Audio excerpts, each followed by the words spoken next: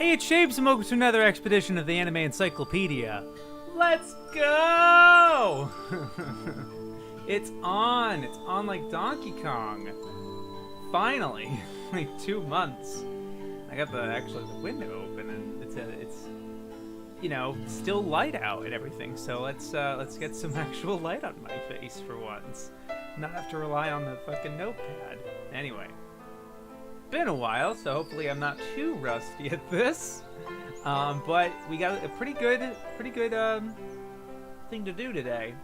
Pretty good slate. Interesting articles. All of the J section, both the first and the third edition. Might be the last time that happens, for a while at least.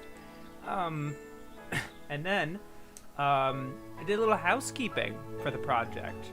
Kind of some new sections, some new ideas that I think are working, that I think are actually really useful.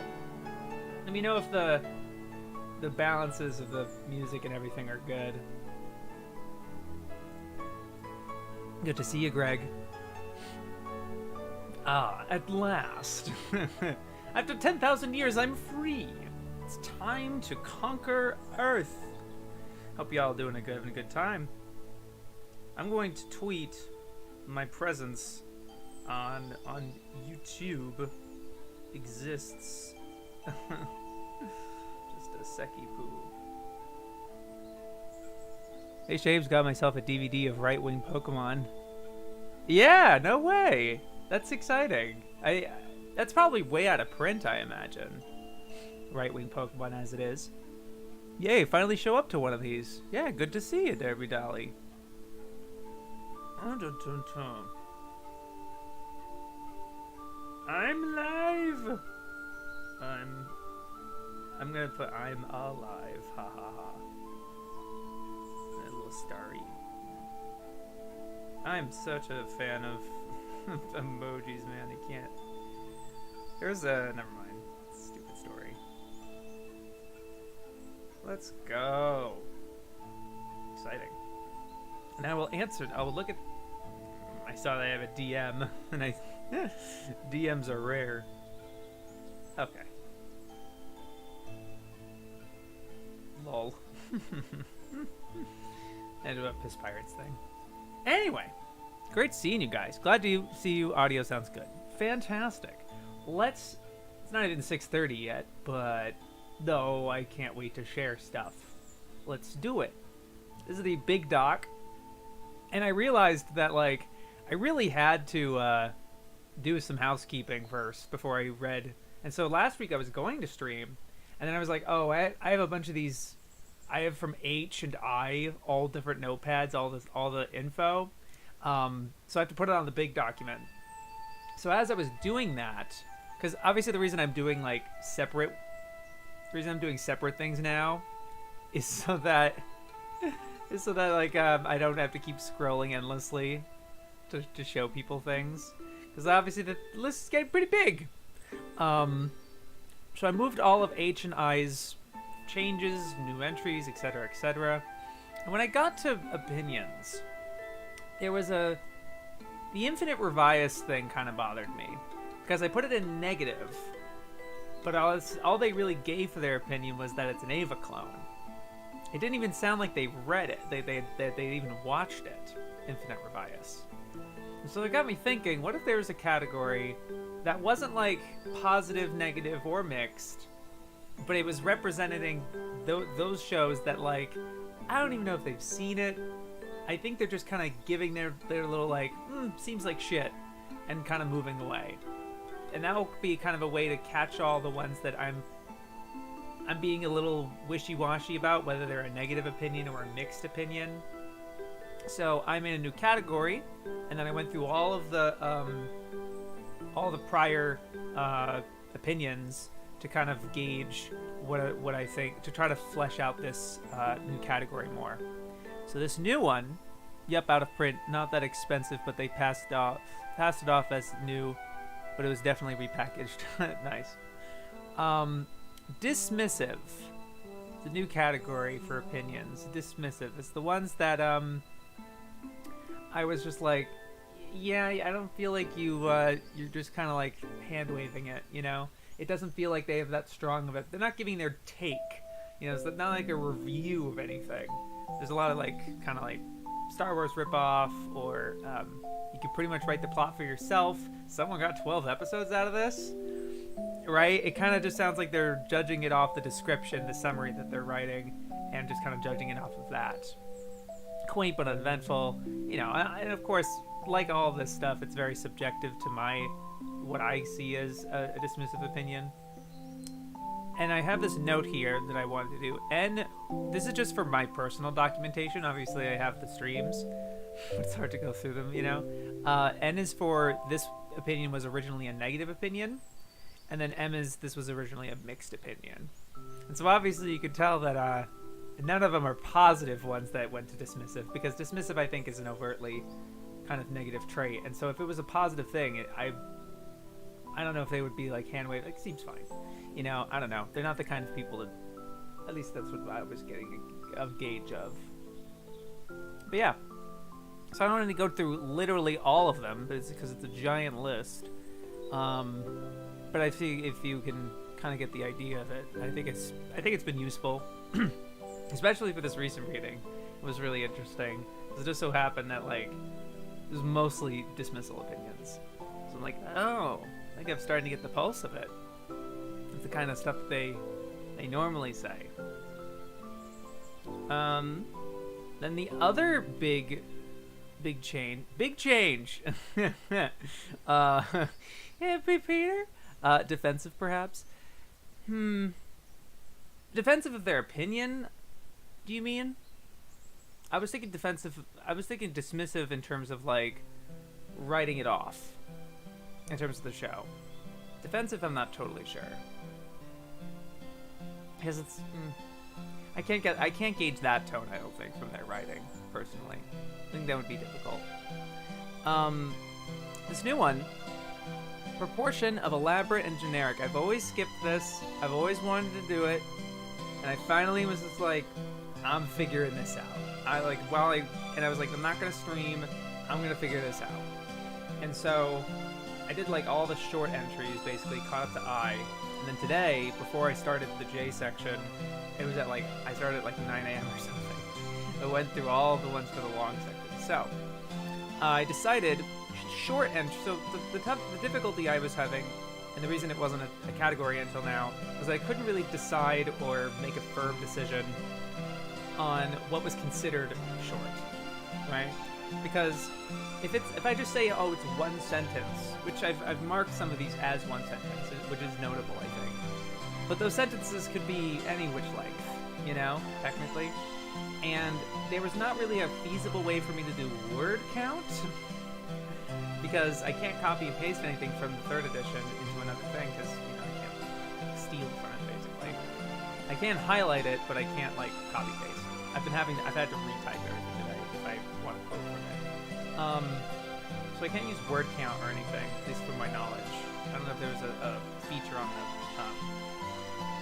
the Google Reads app that I use, the application for that. But obviously I can't do that for the first either.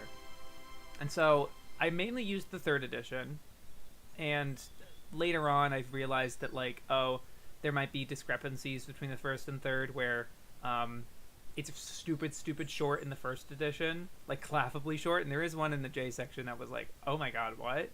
And then they added more afterwards, and so it's no longer a short section.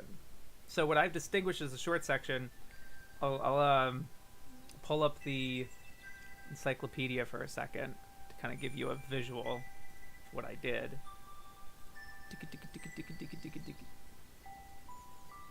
So... what I had was, I bring the font all the way as high as it can go, as far back as it can go.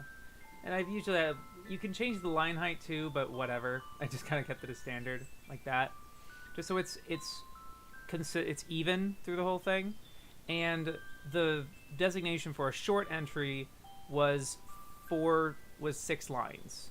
And obviously if there's a ton, if the list gets really huge, which it already kind of is, I could go back to this and recount it and just trim off the ones that are So like I've noticed that the minimum is 4 lines. Usually there aren't any. I haven't encountered any articles that are less than 4.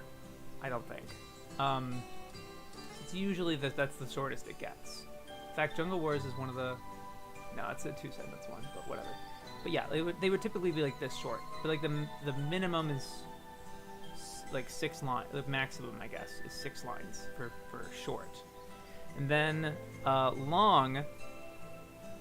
And so it's the same idea, right? Where you take like the lines basically, and I counted how many lines it was. I don't count any of this because this would be kind of whatever, sporadic, I guess. But like I basically was like, let me find an example. I got over. This was a freaking hassle because at first I thought it was 36 lines, it was 33 lines, and then later was it back to 36. I don't really know, but obviously I don't want it's spending a long time counting all of these lines, so I was just like, oh, 33. You know, and I can count kind of from there. But it's been a little difficult with that. That was why it took me so long. And obviously there is some weirdness because it's like I count this, like that fan as a line, even though that's like barely anything, you know? I'm doing that for my own sanity. Like I don't want to start splitting hairs on what's considered a line or not. Like, oh, if it passes this amount. You know, this is a quantitative amount. You know what I mean? Something I can easily replicate. You had to retype everything. Damn, technical limitations is a hurdle. It's not limitations is the word for it, I guess. But obviously, I'm reading a book, like a physical book. You know, so I'd be having to write, and I don't want to write notes in it or anything. I don't want to become chicken scratch. Like it just, you know, I like keeping books like this. Then yeah, I've been having to do that for that. Hey, Glowworm Apocalypse, good to see you. But yeah, I've been doing, so like, even this little thing is like, yeah, it's a line, even though it's dumb or whatever. It's just a consistent metric. And obviously I'm not going to make a big deal splitting hairs over like, this was 36 lines and this was 35 lines. Like, I know that like, that discrepancy, that weirdness can kind of happen anyway. But if it's 50 lines versus 30 lines, or if the discrepancy is bigger, then it's more noticeable. Then it's more like you really spent that much time on that title, and you only spend this amount of time on this title. And then there's the other interesting thing. So let me show you the list here. So I mean, the short entries. I also want to distinguish first and third because I just like doing that. Some of the music is about as loud as you are. Oh, sorry. It's a new VOD, so the mixes might be weird on it. I'm gonna switch back to one of the autumn ones. The autumn one is one that I used a while, and it didn't take any issues from me. It's also at like, yeah. Let me know if that level's good. Oh, I thought you had PDF or something. Nope. No, it's they don't really give you PDFs because then you can share the PDF. I bought this. I bought the 3rd edition.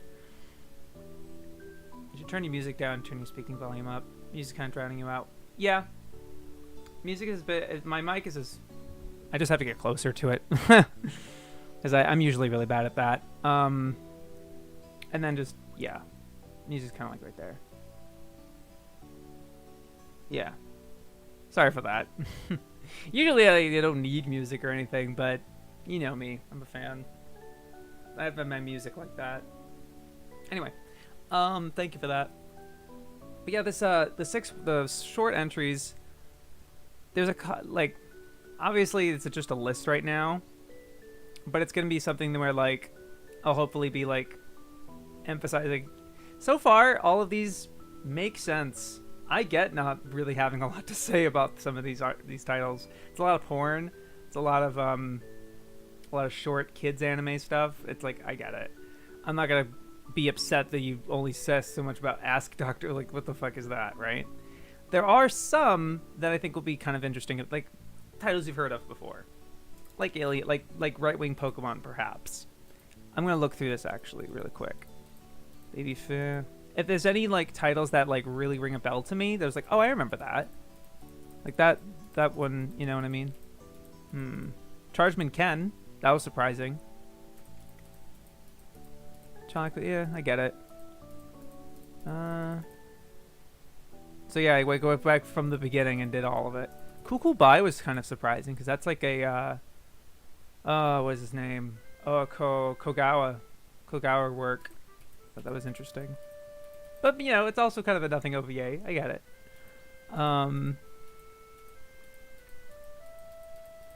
Yeah. See what I mean? It's like most of it's like makes sense, and so it's really not like a. But it's to. This could have ultimately proved that it's just like they only spend so much time on this, and it's because they spend a lot of time on these other titles. That's like, oh my gosh, could have given us something else maybe and learn more about these. A lot of these titles people have never heard of. This is the additive interesting bits, at least in my opinion. Like I don't really need to know your opinion about Dragon Ball, you know. At least that's my perspective. Jesus, yeah, they got a point though. I remember they gave you word for word permission to use their write-ups in your streams. They got a point though. I remember they gave you word for word for permission. They've never given. I've not had contact with them. The authors of this, I've not had any contact with them. I am actually 1 degree of separation away from them. Like my boss talks is very close with both of them. So like I could very easily get in contact with them, but I don't really need. I want if I'm going to get in contact with them, I want it to be through the final result, which is the video that I would eventually make of this, giving all of this research and having a cohesive my findings of this encyclopedia, basically. That would be the one thing that I would want them to see. This all obviously this is all public, and I'm talking about this with respect of like they could be watching this, but like yeah. Other than that, I have not had how I misremembered that. I don't know. This is like a lot of titles I've never heard of before, right? Which is like, yeah, I get it. Of course, you don't have that much to say about them. Country Doctor I've heard of, though. Franz Kafka? I get not really saying much about that one, though. That's another one where it's like, I get it. Get me pregnant, Seiru.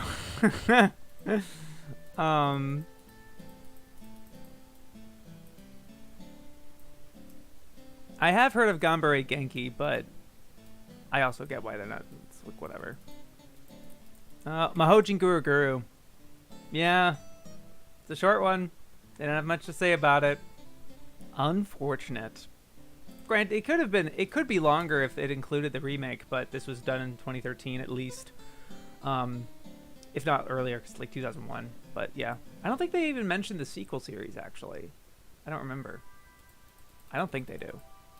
That could have made it like slightly longer.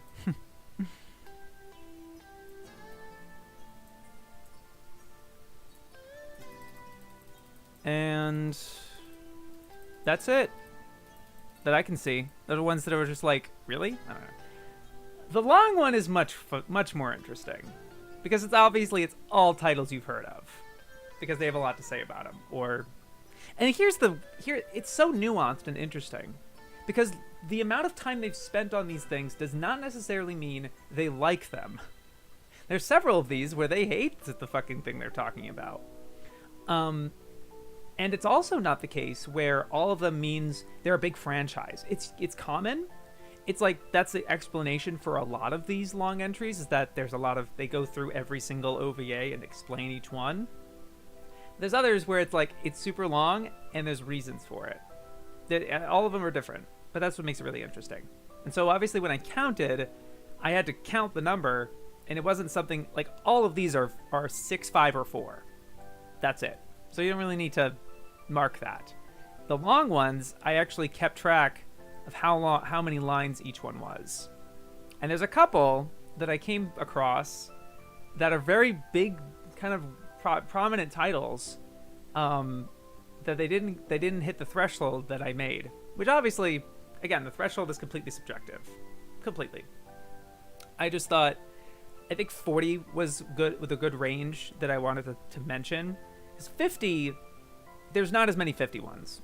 But when you make it 40, then you start to see the like, wait, they talked about this movie Alice for that long? Because Alice is a pretty long entry. It's longer than Akira. That was the kind of thing but if I said it was just 50, you wouldn't get either of these. You know what I mean? And so you would only get like the massive ones that just make sense. So I think that was ultimately what I decided on. I thought that's just a judgment call, really. And don't make me do this again. God, this took so long. Because obviously I'm counting every fucking line, but at least I'm counting every word. Yeah. Anyway, so yeah, kind of. I'm not gonna go through every single one because it's gonna take forever. But there's certain ones. This is starting to get a picture, right? Like this is why I would want to make a dedicated video, because then it'd be like, wait, so you talked about this and this title for this long, but you don't talk about this title, and the reason Armitage the Third is that long is because they're mostly praising it. It's a review, and like how cool it is. Basically, they spent that long on it because it's just one OVA. There's no other franchise stuff surrounding it, and they also probably it's been a month since I read it. Actually, probably a year since I read it because it's A, and I think I started this in September. But God, it's been a year. Fucking. It could also just be some general production stuff, right? Or the manga or something. You know, they always find things to talk. That's the thing, right? You can always find things to talk about with Akira, with any of these titles, any of them. So whether a section was long or short was completely up to them. That was their call. Although I got the feeling that some of these articles, it was weird how long they were. And I got the vibe that maybe they had a guest writer. And that guest writer, they're doing it because whatever, like because their first edition or whatever, they want to do it different. And so they go above and beyond. And that was why like the one that really stuck out to me that way is Daitan 3. Because Daitan 3 was 50 lines. And it wasn't even in the first section at all. And all of a sudden it's this giant article. What happened? I'm pretty sure what happened was somebody got mad that they didn't put Daitan 3 in the first edition, and that they took it upon themselves to make the article for them. That's my guess. It's probably not. Maybe that's not the case. Or maybe they're doing it to make that long to kind of make up for not having it in the first edition. I don't know. But certain mysteries like that are popping up. I also want to do like a top 10, like top 10 longest articles in Encyclopedia. Is Ghost in the Shell sure up there? Because I think these numbers are great because they really emphasize it's not just a long, it's a fucking long article. 142 lines. It's huge. Gundam is 222. And that's because they're going through like most of the entries in the 40 years, and it has tons of them. And also just like a lot of non sequiturs. We went through the Gundam section. But you know, it's like that's the amount of time that they've dedicated and invested in these entries, and so it's figuring that out. And doing this, I was able to like kind of figure out more stuff. You know, mentioning that they didn't mention the Tazaki movie. So all the ones that are in this indent are ones that are like just shy of the threshold, so they're not a long entry. Barely Cardcaptor Sakura didn't make it. There's plenty of other titles. But I didn't want to start listing every single remotely popular anime, right? I wanted to make ones where I wanted to select or make certain ones stand out that was like, wait, really? Cowboy Bebop didn't make it? 38 lines? Bleach didn't make it? Right? Ones that were really severe. Like Baccano, I mean, Baccano fans would probably be mad that it didn't make it, but it's not Bleach, right? That's again another judgment call on my end. When it says third edition only and stuff like that, that's the editions allowed it to. Crest of the Stars did not used to be a long entry, and now it is. Detective Conan used to not be a long entry because it only started in the 90s, and so they didn't actually have as the longevity that it has now. So now it's a long entry. So I wanted to make that distinction as well. Because again, I'm trying to make sure the difference between the first and third editions.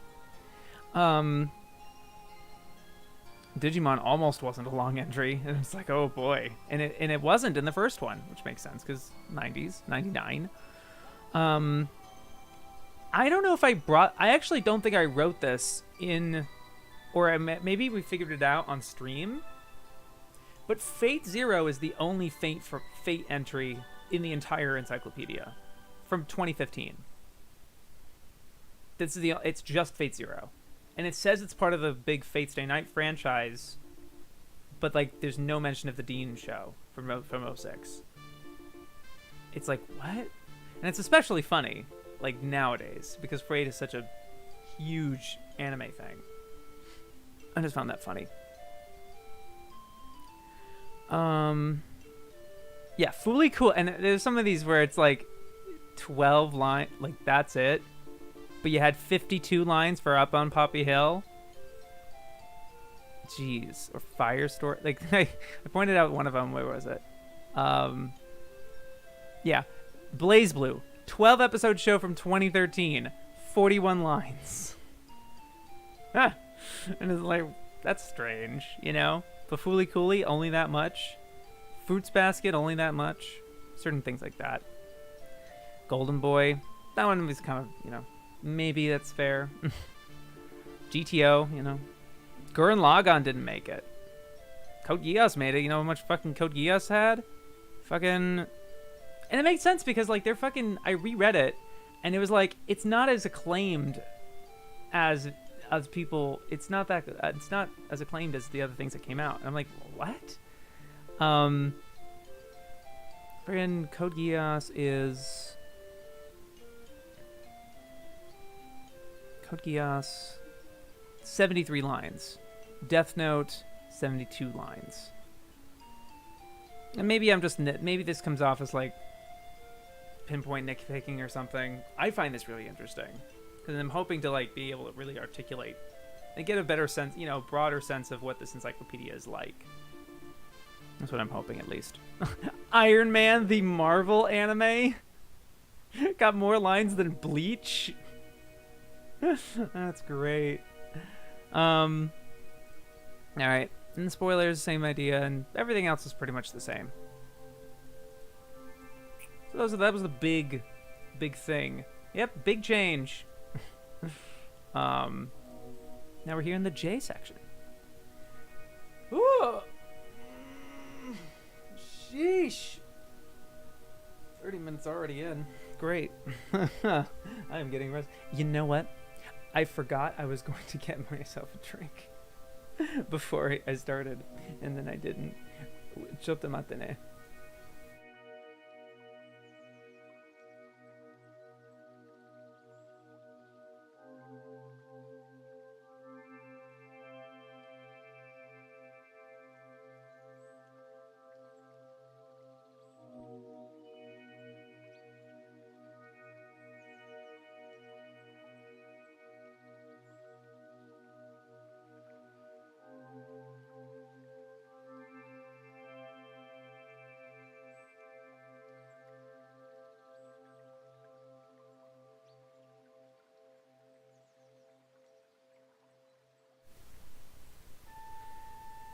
Do they have anything to say on Haikara-san ga Toru? I just started watching it. I like it so far, but there's no subs, so I missed some things. Damn, dude, now you're going into raw anime? Oh, none of us can keep up. It's over. It's over for us. Let's see. Haikara-san. Haikara-san. Haikara-san ga Toru, yeah, from 1978. Smart Son. They have it listed as Smart Son. That's funny. Let's see. Early in the 20th... Let me know how you think of this art, if someone who's been watching it. Early in the 20th century, pretty teenage tomboy Benio Hanamura is the spoiled only child of a major in the army. She studies martial arts and is much more direct than is considered proper for a young lady, even if it is the modern fashion. Benio is caught up in Japan's conflict between progress and tradition when her father decides to arrange her marriage to rich boy Shinobu. Let me face it over here. Rich boy Shinobu. much against her will. According to custom, she is sent to her future husband's family home, but he is called up for war service and sent to the Russian front. Soon his family hears that he is missing, believed dead. Benio eventually becomes a journalist and is astounded to meet...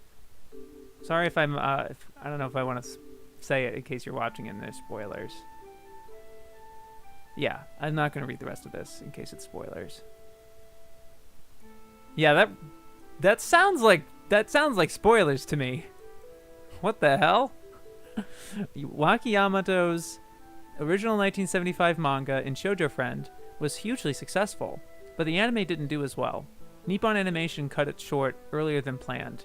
Haikara is a mild term of ridicule in the 1920s Japanese slang, a fashion victim who slavishly adopts Western trends and fads. Okay.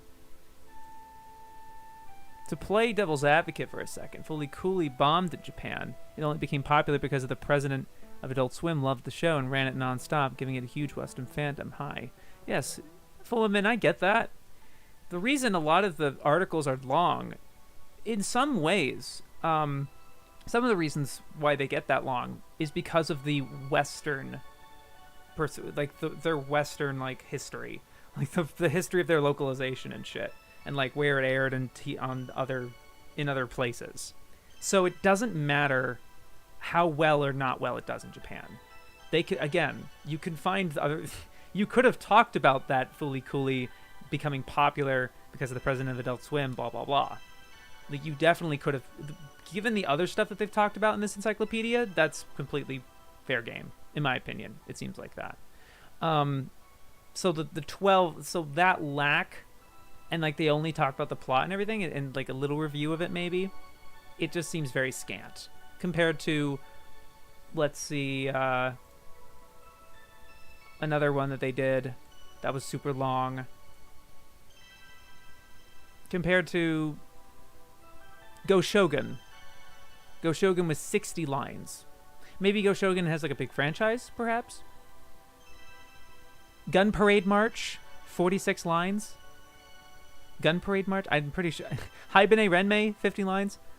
As much as I love Haibane Renmei, and it deserves it. I think they all deserve a long article. Obviously, they can't do that because there's page restrictions and form, and so this is to show where they're putting their emphasis and focus on, for good or for ill.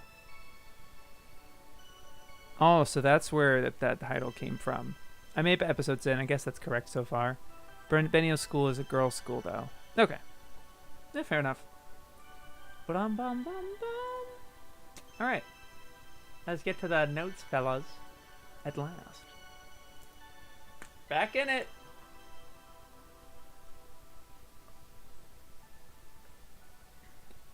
Changes. It would be funny if they included an article on Android Kiter that's longer than Fully Cooley. Let's find out.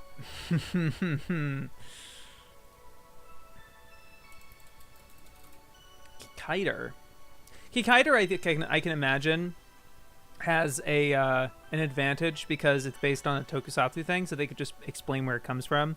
Whereas Fully Cooley's an original concept, so there's not really anything to give a big thing about. Let's see. All right, maximum. All right, let's count the Kiter lines. It's already longer than Fully Cooley. 1, 2, 3, 4, 5, 6, 7, 8. Let me do it on my main monitor so I don't actually... Okay, yeah, that's good that I did that. 2, 3, 4, 5, 6, 7, 8, 9, 10, 11, 12. Oh, not as long. Not 13. 13 lines. 3, 4, 5, 6, 7, 8, 9, 10, 11, 12. Yeah, 13. And that's just the 2000s Kikiter. So that's fair. Okay, come on.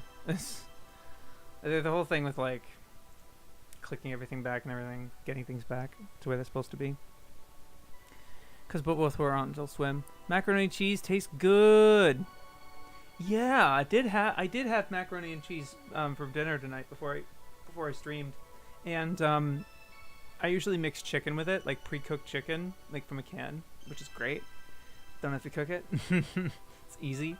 And then I also have carrots with it. Not like in the mac and cheese, but raw carrot, baby carrots, so that the digestion goes well. Did they mention that Go Shogun was written by Takeshi Shudo, the same guy who wrote Pokemon? I feel like that'd be a good piece of trivia. I doubt it, but maybe. And here I thought I was the only guy who watched Kikaider. I started watching some stuff raw, mostly kid shows like Yatamon. Haikara-san is a little harder, the audio quality and accents don't help. Oh yeah, that doesn't seem like a show I would watch raw, to be honest with you. Based on the description I was reading. Let's see. Go Shogun. Let's see if they talk about the author of... I doubt they know who the writer of Pokemon is, because it's like probably so dismissive of it.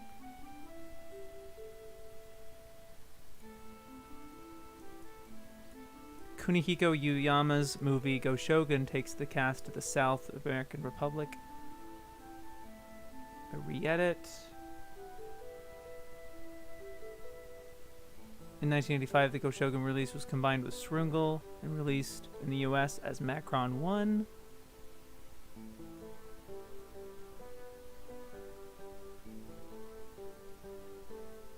Back in Japan, the original had a last hurrah in the video Go Shogun Time a Stranger. Also shown in Japanese theaters. Recycling the plot from the Go Shogun novels, it added a framing device. They don't mention that it's the author of Pokemon. I don't think they've mentioned the author, though.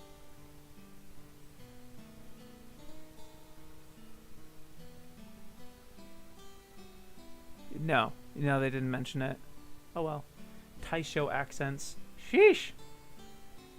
Okay, changes. Manga Nihon, Mukashi Banashi, they corrected, in the first edition they say it was still running to this day in 2001. And then they said that New Tales ceased after 1994. So I guess they didn't realize that it was still running on TV, but they had stopped producing new episodes as of 1994.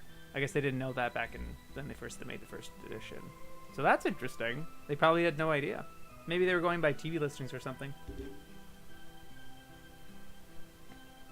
Again, they have sources that are like Japan only. So like, and they're sourcing a lot of stuff. They really know their shit when it comes to sourcing things, but I think it can end up leading to situations like that. And obviously, it's not like not like Mao. These sort of internet things existed either. And not like also those are completely right. Not usually. They usually get information from this. I'm afraid to disappoint. I only heard of it a passing years ago. Rip. They also added the fact that they remastered and broadcast it in 2005 and 2010. And they had an interesting point where in 2010 it was actually rating better than a lot of first-rate anime at the time. So they were like, let's just do a new one. They're like, we should do this. We should do this again. It was funny. Japanese history. They added the series. This series with the same title aired in 1992 to 93. Genie with the light brown hair, they changed. It was weird because there's like songs in this, like some insert songs, like written by the same guy that are like historically, like of the period, like period pieces or something.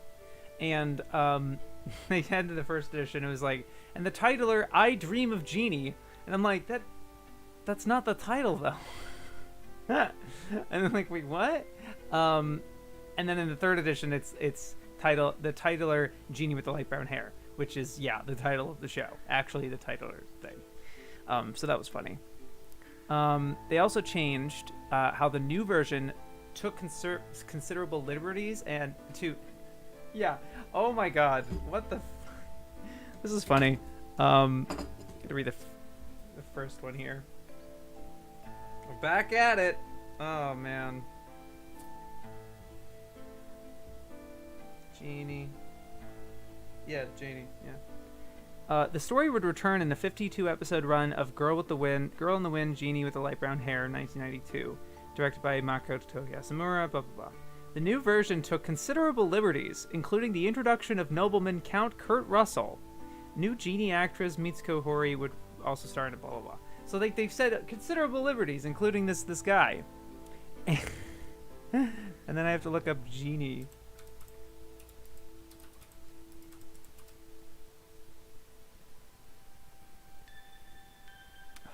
click it. Honestly, just forget it. Yeah, the new version has nothing to do with the previous incarnation, and is instead set in Pennsylvania as a fanciful and largely speculative account of the musical exploits, young love, and romance between Stephen Foster and Jane Jeannie McDowell, the girl who was the original inspiration for the song.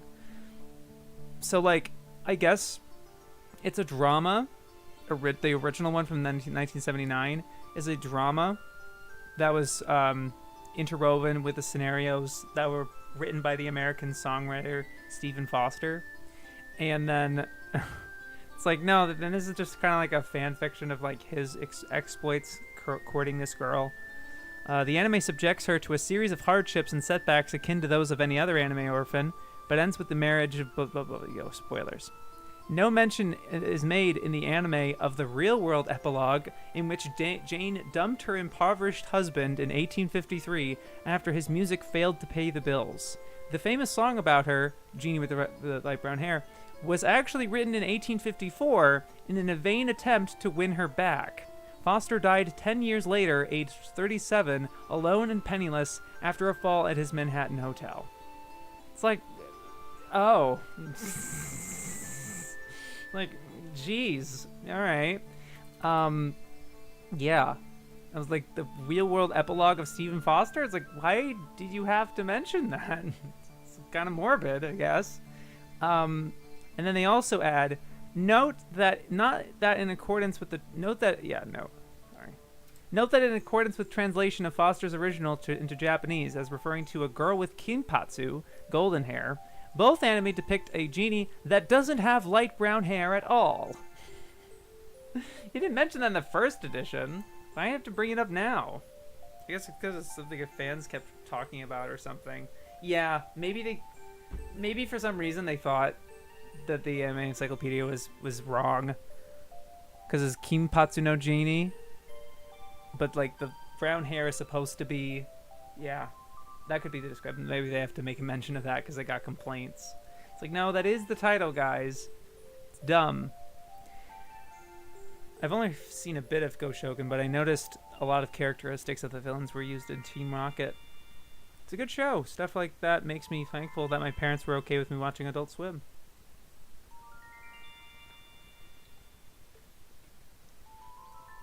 Jetter Mars. They added this part that's in brackets. And I thought it was important enough to mention. It's a lackluster copy of Astro Boy. It was commissioned by Toei from creator Osamu Tezuka as just that.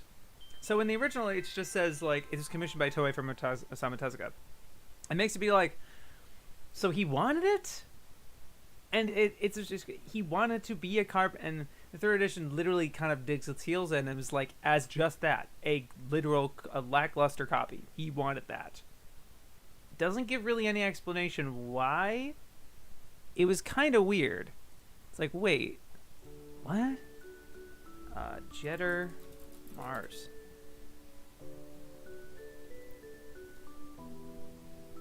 A lackluster copy of Astro Boy, bluntly commissioned by Toei from creator Osamu Tezuka as just that, though the studio's interference would lead him to lose all interest in the project and claim that they had chipped away everything that made it anything other than a poor imitation. Why did he commission it in the first place? What specific? What are you talking? What is it? What does that mean? They go on. Early episodes involved a will he won't he crisis, as Jetter decides whether to do the altruistic thing as devised by his one professor, or to follow the other professor's more mercenary advice. However, the other professor was soon edged out, and the show became an almost carbon copy of the relationship between Astro and Ochanomizu in Astro Boy. To compound the resemblance, Jetter Mars featured voice actors Mari Shizumu and Hisashi Katsuta, and even lifted Astro Boy scripts wholesale, pausing only to change the names. I don't know if that's a hyperbole or they literally did that.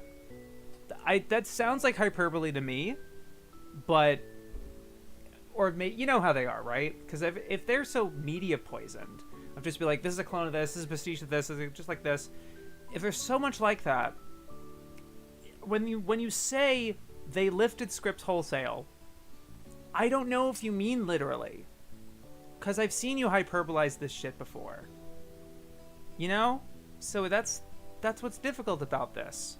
It would be interesting if they actually did lift scripts wholesale and got away with it. That would be really interesting to see how it compares. Like, an anime did this.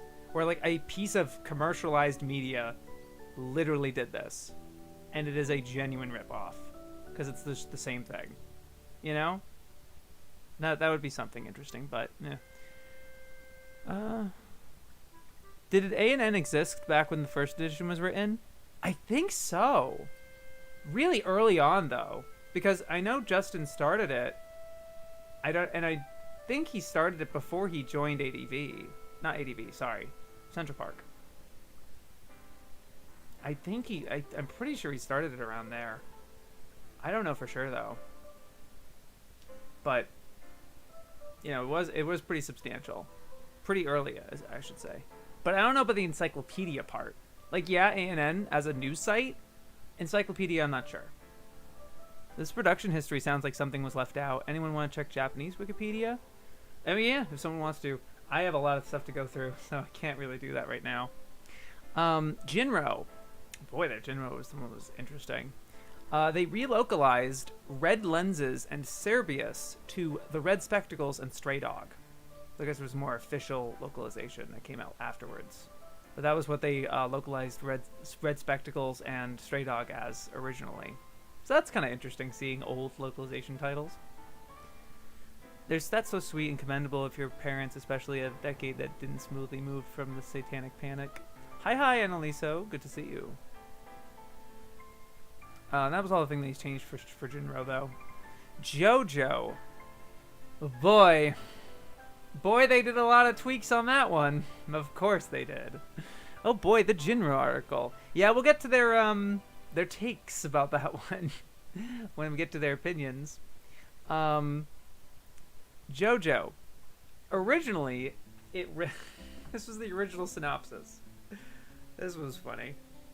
It's not like flagrantly wrong as some other titles have been, but it was just kind of like, you know, just kind of like a snicker, kind of funny. Joseph Joestar and his Japanese grandson Jotaro fight an ongoing blood feud against Dio Brando, an immortal vampire who caused the death of their ancestor Jonathan. Using the magical powers of the Stand, a deck of tarot cards that bestow psychic attributes on the possessor of each card, the Joestar clan and Brando's minions face off in a violent battle that plays like Fist of the North Star at its most surreal. Tarot cards? I mean, they're based on the tarot card, but they're not like a deck. Yeah. So, yeah, they changed that in the third edition to The Stands, psychic attributes inspired by tarot cards. Ah, not a literal deck called The Stand. That was funny. So they also added, it was unreleased in English, and for a decade, because it did eventually get released in English. And then originally it said to sell the, I'll get to this freaking weird quote later. Ugh, weird, but like they went from multi-volume manga to 87 plus volume manga. There's a reason they did that, I think, but we'll get there. Their logic, you'll see what I mean. Their logic was when they would rather learn about some not too vulgar mature content from cartoons than strangers. Yeah, fair. They removed this one line that just says, JoJo, like 5-star stories, remains untranslated. Not even as of 2015, you know? But yeah, they just kind of removed that one outright. Yeah, I think actually that's interesting because I don't even think the manga had started being released in print as of 2013 or 14, 15. I don't remember. I feel like it was a little later than that, so it technically still remained untranslated. But maybe it was on a website somewhere officially. Not like scans, but like Viz's website or something. I don't know. But yeah, they just removed that line. Also, it was a weird line, and I put it in odd choices because it's like, you could say that for a lot of these titles. Like, Aim for the Ace remains untranslated. Like, a lot of other things. Like, you know, it's just funny. they had added a paragraph about reordering of episodes. So in the 3rd edition, this was crazy. Do you guys remember, obviously, the basement order, right?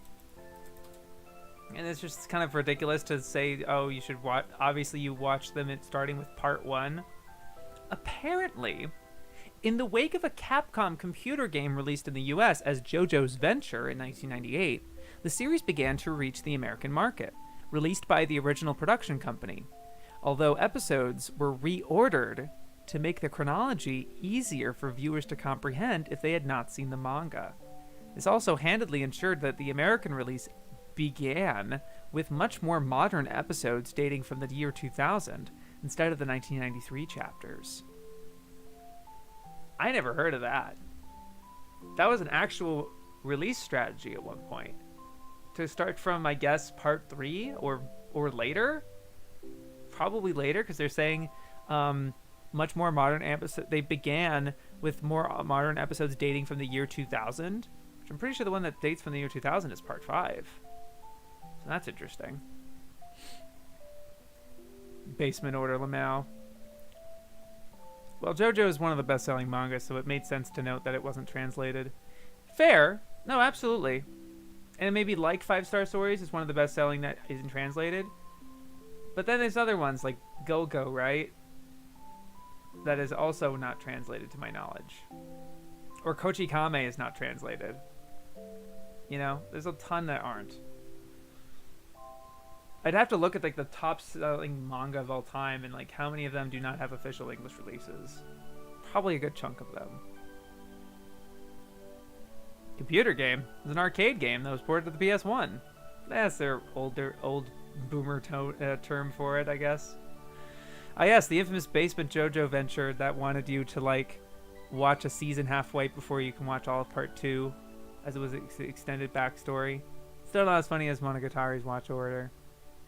Let's not get into that. And then, I added the thing about the 2007 Phantom Blood movie, which no one knows exists. Doesn't really, it's not out there at all. And then the 2012 TV series. That's about it. And then they removed from the 1st edition. Because of course, like, thank you. Less convincing or entertaining Aztec sorcery would appear in Nazca. Then why bring it up? Why are you telling me to... Does this mean you want me to go read the article on Nazca? That, like... That just is less convincing and entertaining? Who cares? So, no, pretty good omission in my opinion. Sayuki. Oh, they added just some other free subsequent adaptations of it. You know, GS Requiem, Reload, Gunlock, the 2003 Boku no Son Goku, a parody from Love Hina, a live-action series from 06, yada yada yada. Jubei the Ninja Girl, Jubei-chan, they added a paragraph about 2004 sequel, which was funny. I think I made an odd choice at that later on because of the way they word it. It's funny. Jumping, they changed this. They have this quote in the 1st edition. Conveniently lacking dialogue that requires translation, both Jumping and Broken Down Film have been screened at English language film festivals and also on UK television. Conveniently lacking dialogue. What is that? Backhanded compliment? I don't know. It seemed like it to me. And they changed that to It and the films in the Jumping collection were released together on US DVD as the astonishing works of Tezuka Osamu. Like, yeah, that's a better mention. And obviously it's later, but yeah. This started from part 3, so they could advertise it as being inspiration for you, so that they could advertise it as being inspiration for Yu-Gi-Oh. Interesting. Not a bad play. I recently completed my Monogatari Blu-ray collection, only for them to announce a Blu-ray collection set from some of the larger parts. I knew it would happen, but dang. Yeah. Sweet Sayuki, back in Reverse Harem Otome, was like a pillar of the mangas. Yeah. They don't really make that much mention of it, because it's just Journey to the West thing.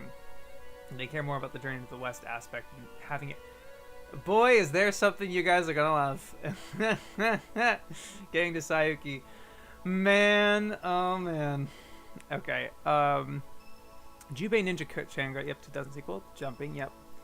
Junkers Come Here. I don't know what the fuck happened to this. This was probably the most baffling article in this letter. This was some shit. This was something else. Let me read you the first edition. So I don't know if they even got the anime right. I don't know what else they were watching. I don't know where they got this idea. I've never seen Junkers Come Here, but like I know it's a movie and it's by Sato, and yeah, I kind of get the vibe of it. The carefree life, Junkers Come Here. The carefree life of Junkers, a strange dog who lives with 4 sisters. Based on a novel by former pop guitarist now Tokine, this anime owes a heavy debt to Lassie and adds just a twist of Dog of Flanders. Originally screened in segments as part of the TV Asahi show Kunisachi Witches, it was given a theatrical showing in the following year. Okay. I didn't know it was about 4 sisters. But alright. What's the 3rd edition say? 6th grader hero... So first, they changed the length from 30 minutes. They thought Junkers Come Here was 30 minutes long to 103 minutes long. Like an actual movie. 6th grader Hiromi has a relatively carefree life. With her rich professional parents often out of the house, she is often left in the care of the housekeeper. She also has a friend in Keisuke, the college boy who rents a room at the house, and sometimes supplements his income by tutoring her in school subjects. Her best friend is her dog Junkers, a talking animal in the style of I Am a Cat, who has a comedic obsession with bad samurai dramas, and who attempts to offer Hiromi advice on life, although he is often as unsure about things as she is. Based on 2 books by former pop guitarist Naoto Kine. Junkers Come Home is a... So I want to stop there for a second. I want to find something. But, like, that is a substantially different synopsis, right? First of all, it's not even just... It's more than one sentence. The carefree life of Junkers, a strange dog who lives with 4 sisters. That's completely different from that. What the hell? You know? It was freaking weird. I have to find this one video that was just this really nice AMV of Junkers Come Here.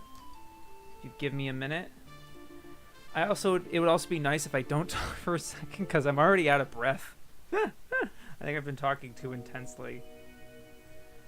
But I also know that, like, you shouldn't not talk on stream for it, because if anybody pops in within 30 seconds and it's just me on my phone or something, it'll look really bad. But I swear, all I'm doing is looking up a particular AMV. And I have to find it, because it's in a playlist of mine, because I really like the song. There it is. But then I can't change my YouTube account, so then my playlist, whatever. It's the whole thing. Oh, there we go. Okay. Let me show you this one. It looks really good. I hope I don't get copyright cucked. Hold on. Oh, check this out.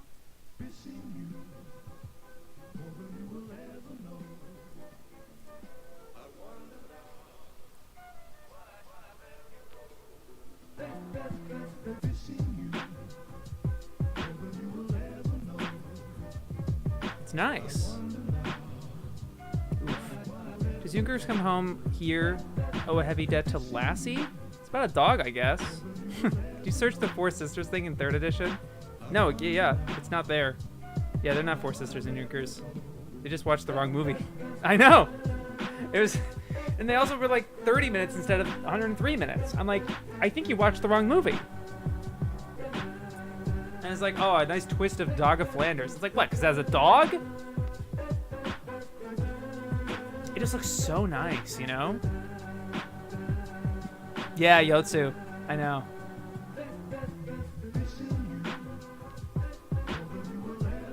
It's also a Junichi Sato joint. I don't think I've seen any movies from him besides the Doremi movie. The new one.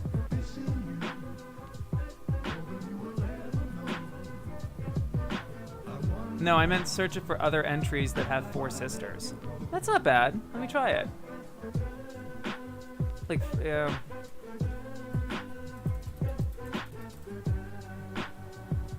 Okay, there's literally one entry, and it's that, like, if you search Four Sisters, that's the only thing that comes up, and it's Little Women. And I don't know if Little Women had a talking dog in it. Carefree Life of Junx, a strange dog who lives with four sisters. I don't know what you mean.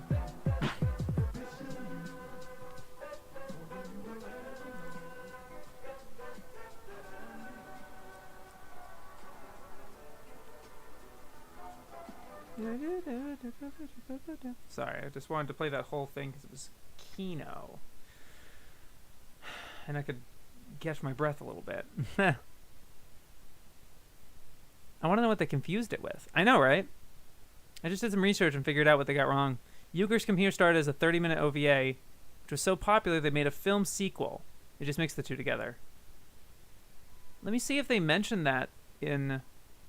They only list the 103 minutes for Junx Come Here. They did mention something like that. Originally screened in segments as part of the TV Asahi show Kuni-Sanchi Witches, the anime was given a theatrical showing the following year, although it was officially sold in Japan as a quote-unquote movie. But to be fair, they also added Junx is a gentle slice-of-life story employing the similar misdirectional techniques to the works of Hayao Miyazaki. Similar misdirectional techniques? What are you talking about? You know? Like, wait, what? This is kind of weird to me. It's not what I really expect Hayao Miyazaki for. Misdirectional techniques? What? What? Anywho. I also just realized I didn't put the music up for that one high enough. You can appreciate Yotu's music choice. Sawi. Maybe the OVA had four sisters? You're not thinking about the 3-minute short Shinya Ohira animated? Maybe the OVA had four sisters? I just looked it up on Mal and it says that there was a 30-minute OVA that predated the movie. Did Shinya Ohira work on this? I don't know. Another mystery for y'all to solve. But then they didn't even mention the 30-minute OVA in the 3rd edition. I don't know what happened. Whatever. That was the majority of the things that they changed. So that was a massively... Any gamers in chat? Yeah. Yeah, I'm a gamer. I got my Switch right here. Although I keep wanting to do productive things instead of chill and play things. I've been mostly trying to explore the NES and Super NES libraries, the online ones that are on the Switch. They got good stuff. You got Donkey Kong Country on there? Never played it. It's nice to have a replay feature to that one. I would lose my shit. But otherwise, it's cozy time. What kind of games? You got games on your phone? Well, here drew most of all the 3-minute pilot, and I think he worked on the movie too, though I'm less sure of that. Okay. Thank you so much for looking at that for the lemon. Misdirectional techniques is now a favorite quote from this. A new favorite quote. I get it. I know what they mean by misdirectional techniques. Because, like, Satoshi Kon does that. But I don't know Hayao Miyazaki to do that. It's not like a trademark of his, I don't think. Like, I've never heard of that. I've never noticed that in watching his films. Justice added, not to be confused with High School Honor, similar Japanese title. Guess they ran into that with some people. Anyway, new entries in J that should have been in the 1st edition because they were before 2001, but they weren't for whatever reason. Jim Button, Johnny Cypher in Dimension Zero, and this was probably because they may have assumed that it was just like a thing that Japan animated, but it was an American show. But it was a co-production, and it did air on Japanese TV, so they do count it. They just didn't do it at the time. Jungle Kurobei. Jungle Kurobei is that Fujio title that was originally a concept by Miyazaki, and then Dazaki directed it, and then it was taken off of Japanese television because it was racist. Lol. What a great time. And thankfully they didn't like shoehorn much of their opinions in it. It really was just like, yeah, it's taken off the air. Got a lot of complaints. Yep. I collect games. 4th Gen current. But the bubble has stopped me recently. I got Silent Hill 4 years ago and the price is quadrupled. The bubble's crazy. Or is an interesting career. It's funny how the man went from junk like Evil Town to Spirited Away. Yeah. I know the Jim Button one. It's lost media outside of the OP and ED. Great. I think it was because of the rights or something. And let me read that article to you because there's something about that one that was just like, oh, I get the vibe of why you didn't talk about it until now. Oh, it takes me forever. Jim Button. Adventure series for young children in which the naive and unworldly dark-skinned boy Jim Button and his best friend Luke, the engine driver, leave their peaceful island home and travel the world in Luke's amphibious steam railway engine. On the way, they learn that a beautiful princess named Lacey has been kidnapped by pirates and handed over to the evil dragon Grindtooth, ruler of Sorrowland, so of course they decide to rescue her. The characters are heavily inspired by Western rather than Japanese English graphics. They are based on the 1960 German children's book Jim Button and Luke the Train Driver, and its 1962 sequel Jim Button and the Wild 13, by Neverending Story author Michael End, illustrated by Franz Joseph Tripp. By a strange coincidence, a decade after the anime appeared, the shareware revolution was founded by 2 Americans, one of whom had the same name as the German edition of the show, Jim Knopf. He has trademarked the name and its English translation, Jim Button, in the US. So web searches will return a high percentage of fascinating but unhelpful results unless you include the term anime. 2 puppet versions of the original story were issued on DVD in 2004 by the Augsburg Puppet Theater. Interesting. Anyway, Hoka Hoka Kazuku from 1976 is the other one that they could have had in the first edition, but is new for the 3rd one. You know, Dazaki directed Jungle Kurobe, though he's not proud of it and admitted he only did it for money. Yeah, and I remember watching the first episode with a friend of mine because we heard about it from Ben Ediger, and it was just like, holy shit, what? And we watched it, and it sucks. Yeah, it's not even just like how overtly racist it is, which like you could make, yeah, sure. But it's just really mean-spirited. It's just, like, really unpleasant, you know? And it didn't really have all that outstanding in the ways of direction by Dazaki. It didn't have any of his, like, flair of, like, Aim for the Ace that same year, you know? It was very clear that Aim for the Ace was the one that he was putting focus on and giving a shit about. And then Jungle Kurobe, yeah, I can totally picture him doing it for money. It'd be the same thing as the Lupin specials, where, like, the first one, and even the second one, actually had techniques from him. And then the 3rd one, his name's on it, but there's nothing to be said about anything about it. His name shouldn't even be on it, really. And the 4th and 5th one are better, but he's still really checked out. Like, he doesn't give a shit.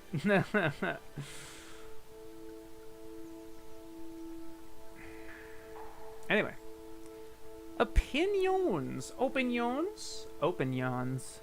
I did the little dash mark just to designate 1st edition versus 3rd edition opinions, because, you know, I do the dashes and asterisks, but later, whatever. I gotta take breaths. I gotta remember to breathe when I stream. Because I'm just so... Oh my god! Stream!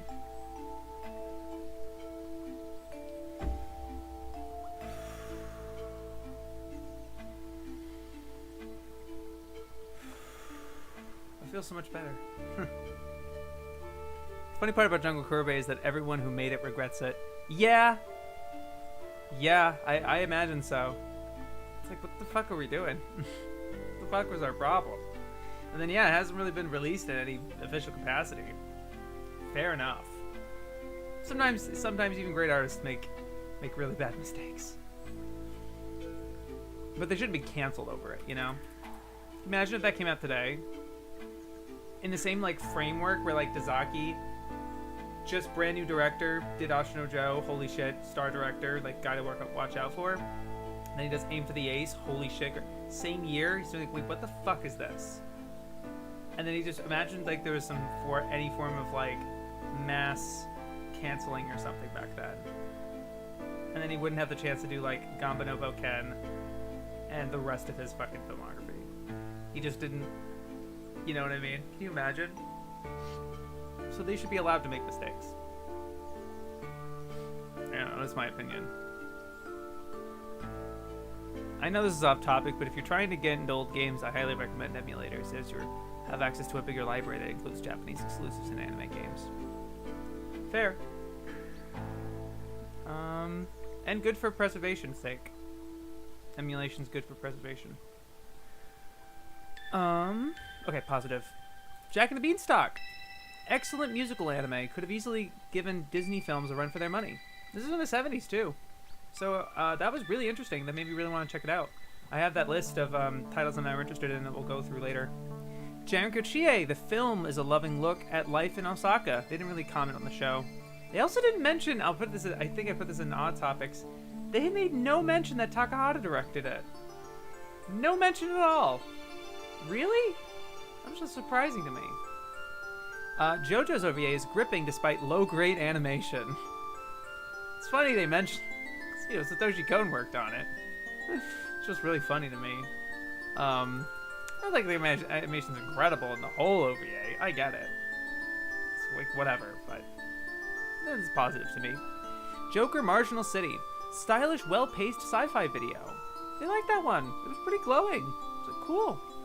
And then Junkers Come Here, specifically the 3rd edition. The first, they didn't really give an opinion. Besides, like, oh, this anime owes a heavy debt to Lassie and adds just a twist of Dog of Flanders. Gentle slice of life story employing similar misdirectional techniques to the works of Miyazaki. 3rd edition. Japan's interesting folktales, charming series of paper cut animation, proving that less can be so much more. I wish you had that attitude in more of the Encyclopedia, because I did not get that impression. You know? Anyway. Hyogemono. Fascinating piece of television. I don't see much else, but yeah, I get the vibe they liked it. Jormungand. They kind of go hard on the review for this one. They really go with the embellishing, the details, and the... I don't want to really write all of it. But the vibe of, like, if you like the plot that's so tight you could pluck it like a guitar string. Like, literally like that. And they're like, this is your show. Like, they're glowing praise for it. Doesn't quite live up to Gunsmith Cats, but it's good.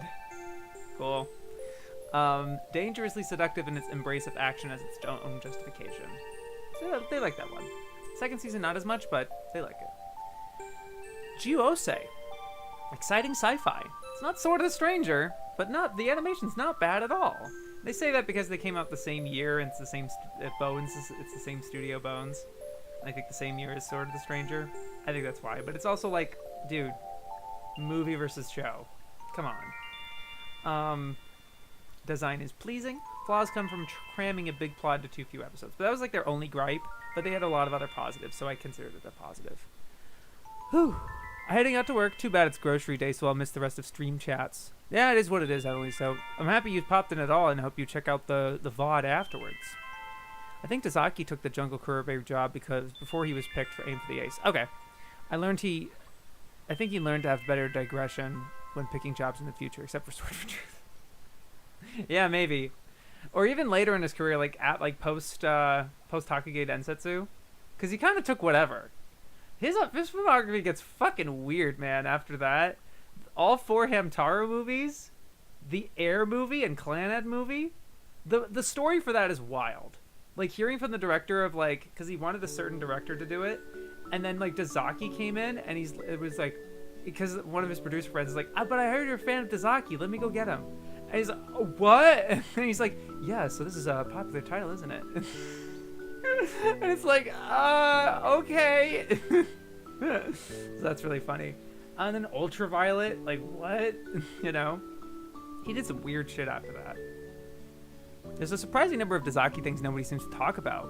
Because he did a lot. He did a fucking lot. I've always been curious about Karate Master since it's a sports show. He's a co-director. And I have to see it myself, to be honest with you. It's really low priority for me, to be honest with you. But, like, I get the vibe that he was just kind of involved, but not, like, the director.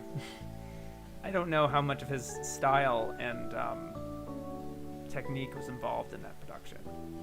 From what I've seen of it, it doesn't seem that way to me. But I could be wrong. It's all on YouTube. Clearly these guys didn't watch the Dio fight, as there's no way you can say the animation's bland after watching that.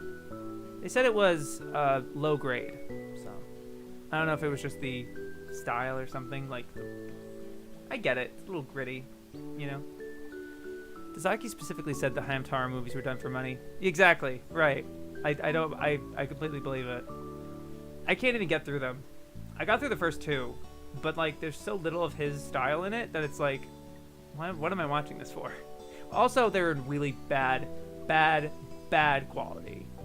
Unacceptable quality. At least when I was looking for them at the time, back in like 2019. Which one was the one with the whack story? Wait, which one was the one with the whack story? I don't know what you mean. I don't know what you mean, Victor. I don't even want to guess what you mean. I'm not sure. Japanese Wikipedia only lists Dazaki as a storyboarder. I think the director credit is a mistake.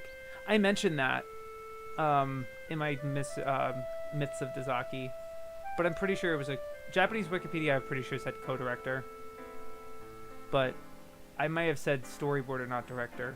But there's so much of that. He wasn't. I think I said that, yeah.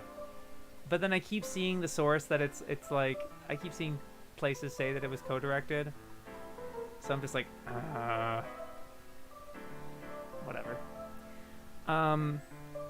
Okay, negative opinions. Jinro. I can read the whole thing to you if you guys are interested. They don't change it pretty much at all from the first edition.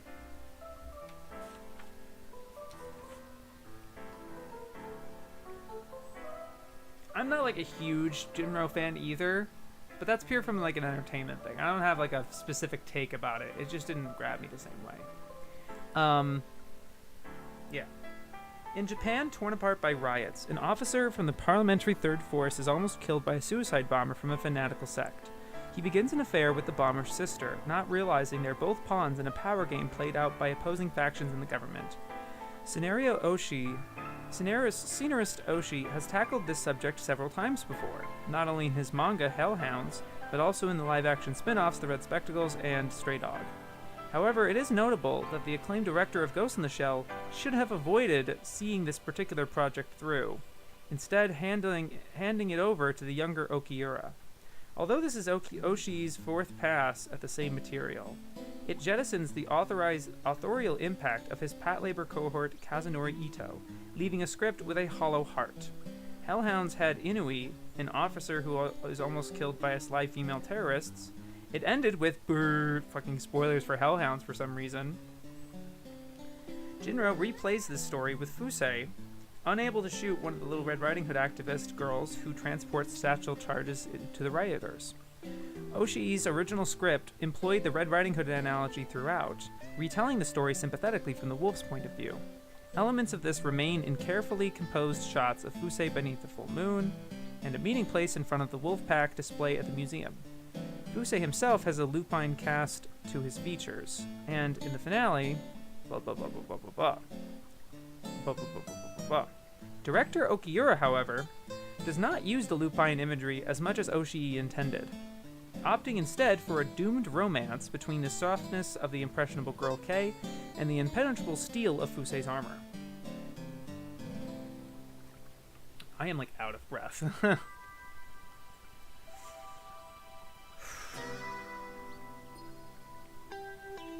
Where was I? His night sights are literal rose-tinted glasses, through which everything is reduced to a straightforward good and evil.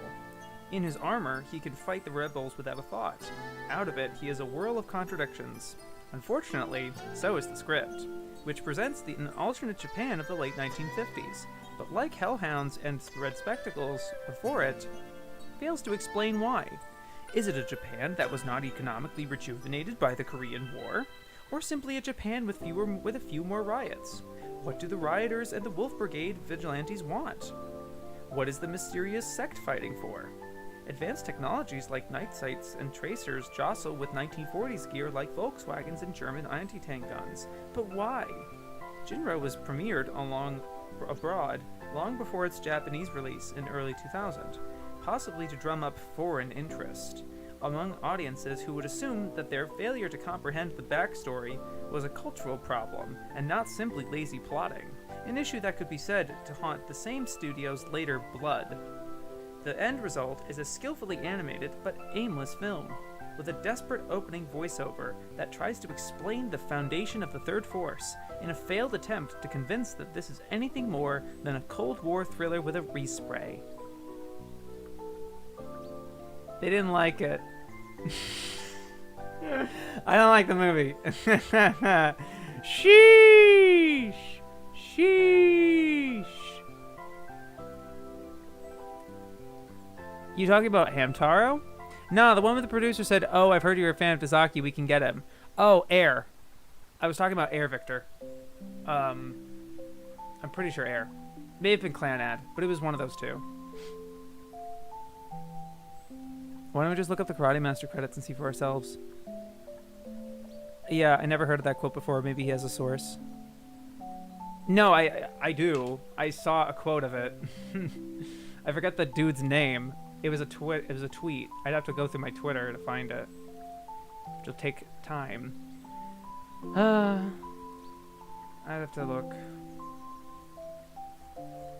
I like a lot of things, okay?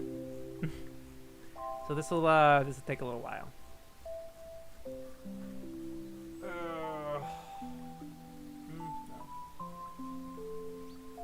It wasn't that long ago. It was back when Invader Alex was watching Air, and also Hazel watched Air and had a funny tweet about it.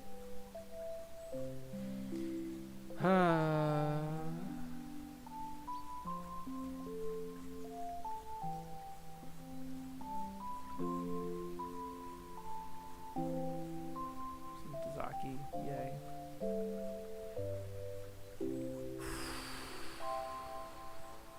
I hope I liked it.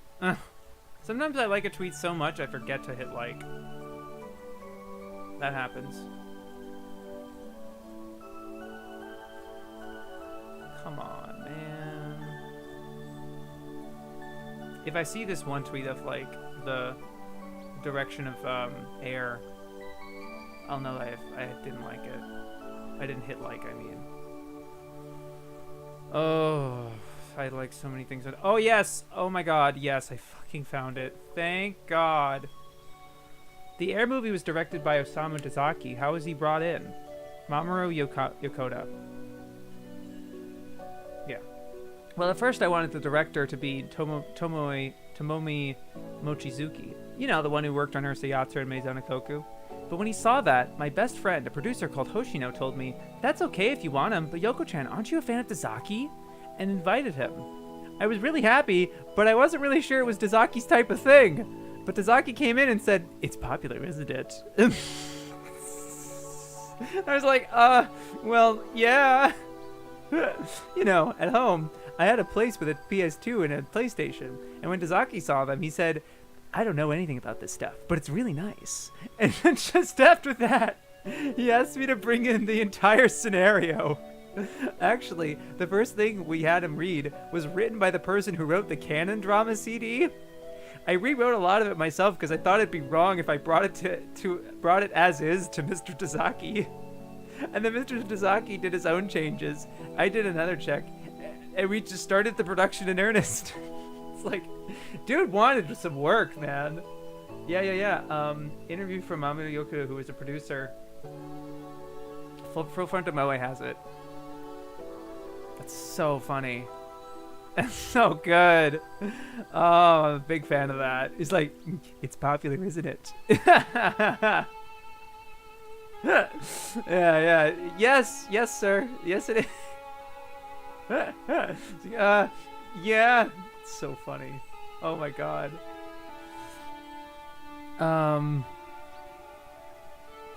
Okay. Oh, she wanted to direct him, but the producer said he wouldn't let him, as he hadn't directed an anime in several years. Why are they always so harsh on anime they personally dislike? Couldn't tell you. I'm back and obviously missed so much. Don't worry, there's the VOD. Jun Maeda. Just look at the comments to catch up. The comments are not that indicative of what I talk about here, to be perfectly honest. It's not just being harsh. It's like they ascribe motivations and reasons behind the things they don't like based on zero evidence. Like, oh, they probably showed it America first just to dupe the U.S. audience who had assumed that plot holes would be cultural differences. Just one wild assumption. Seems like Tazaki had a fun time. Yeah, no, it's so funny. It's great. Yeah, weird, wacky Jinro take, to be honest. I'm not even that big of a fan of Jinro. I couldn't begin to try to counter it. I'm not interested. It just doesn't interest. It's one of those Oshii things. I like Oshii for his stylistic choices and being a director. Like, his craft is awesome. I love Pat Labor 2 and I love Urusei Yatsura 2 for the craft. Message-wise, different. Not a... depends. I like his storytelling. I like him telling a damn good movie. He's great at that. And like showing cool shit, great at that. Excellent director. But like going out of my way to watch Vlad Love because he wrote it and maybe directed I don't even remember if he directed any of it. Maybe he did. I think so. I think he did do like half the episodes and then the other half was somebody else. I forget. But like the writing, I'm not interested. It's like, okay, not my thing. Not what I go to Oshii for personally. That's okay though. What is a PlayStation? I don't know. It looks pretty. It's like, ooh, interesting. It's so funny. I saw one thing, right? I forget where it was, so I'm sorry I'm not going to find the quote for this one. But somebody would mention to me how Dazaki was not into technology. He wasn't really a big fan of like which doesn't make sense to me because he's like one of the first people to implement CG in anime. You know? I think he was more than willing to do cool stuff and experiment. The reason Air was brought up the other day, the reason this is quote tweeting, Hazel was watching Air, the movie, and it has these fucking direction. Look at the framing of this, and they're like that. Fucking, this is exactly what Hakugei Densetsu is. This is exactly what Hakugei Densetsu does. I wish I had Air included in my my Dazaki video. I just hadn't seen it at the time. And then like, look at that. Look at the angle of it. It's so like the transition for the things to transfer to that. That's so funny. That's such a cool. Oh, I love it. Oh, it rocks. Yeah, I completely agree. It's so funny. It's also just cool to see for like such a thing of like a. Air and Clannad and all them always had that level of prestige to me. There was just something about them. But then seeing them goofy like this, I'm like, what is he doing? Utter space alien shit. Dude, he's so cool. Look at that. Let's go. Light source. It's Tazaki. I win. Dude, I can't wait to watch these movies. Oh my god. Oh, it's great. Anyway. I'm geeking out about stuff, and it's like it's almost gonna be 2 hours, and I'm nowhere close to being done. Fuck. I know Oshii's style's the reason we have stuff like Ava and Lane. It's probably it's a major contributor, yeah. I would say so. Doesn't get the credit due to it. As much credit as he does get, you know, I still don't think he gets enough. Junk Boy, a charmless comedy. But like all they didn't even have to explain. They don't even have to give much else of their opinion. They just describe the whole plot. And that was what I think I actually wrote that in over here, the short and long thing. The contrast between Junk Boy and Junkers Come Here. Like, and I understand now. Like, I wrote this before I found out how just wrong their Junkers Was Here article is. But look at the difference here. I don't know if it doesn't really matter. So this is all Junk Boy. And then like all of that. And that's like this really shitty describing the plot of this thing. Like they describe the entire thing. they go cover to cover. They explain the whole thing. And it's like, yeah, this sounds like ass.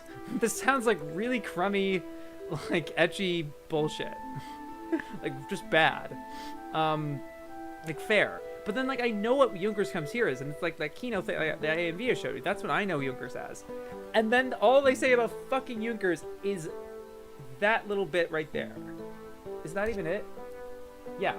That's it. That's literally all of that. That's it. Like, are you kidding me? Just like the contrast is so stark. Anyway. That scene from Air reminds me of similar scenes from 03 that's been stuck in my head since I was a kid. I should rewatch 03. Next. Jack and the Witch. All they say is that it's bizarre. They also mentioned that it pushed the envelope of animation at the time. The summary of that, and then the fact that it was like the first to win this particular Japanese award for like music or something, got me interested in that one. Japan, our homeland, even though it lacks the imaginative breadth of My Miracle and the transcendent beauty of Totoro, its loving respect and humane depiction of has a great deal of charm. Like, okay, you didn't have to just backhand it like that, but all right. No, it's kind of a mixed one for me. Jewel Pet, perfectly calculated for its intended audience. Oh, like, you're going off the clan ad thing, right? They're just like, this is so perfect. It's like, this is exactly what you do. It's calculated. It's kind of shitty to me, at least. You can't just, you know, engage with the anime on its own terms and not just some cynical, like, it was made to sell toys, you know? Jinky Extend. Like, obviously it was sold to sell toys. That's how they're going to be able to make it. But then people who made this anime were like, you know, let's have, like, find ways to have fun and express ourselves and, like, make a living making this really cute shit. It could also be that, you know? I don't know. And maybe I'm projecting or something. But, like, I would rather make those assumptions than just, like, it's a calculated money thing. It can be both. Yeah.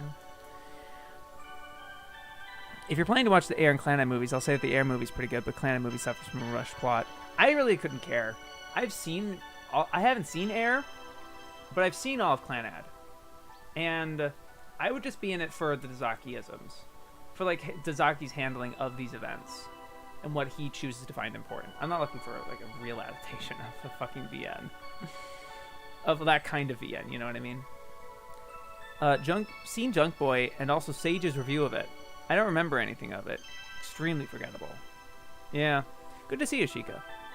I know quite a few bit of people who ended up watching really bad OVAs instead of watching actual well-known worthwhile. Yeah! No! Abso-fucking-lutely.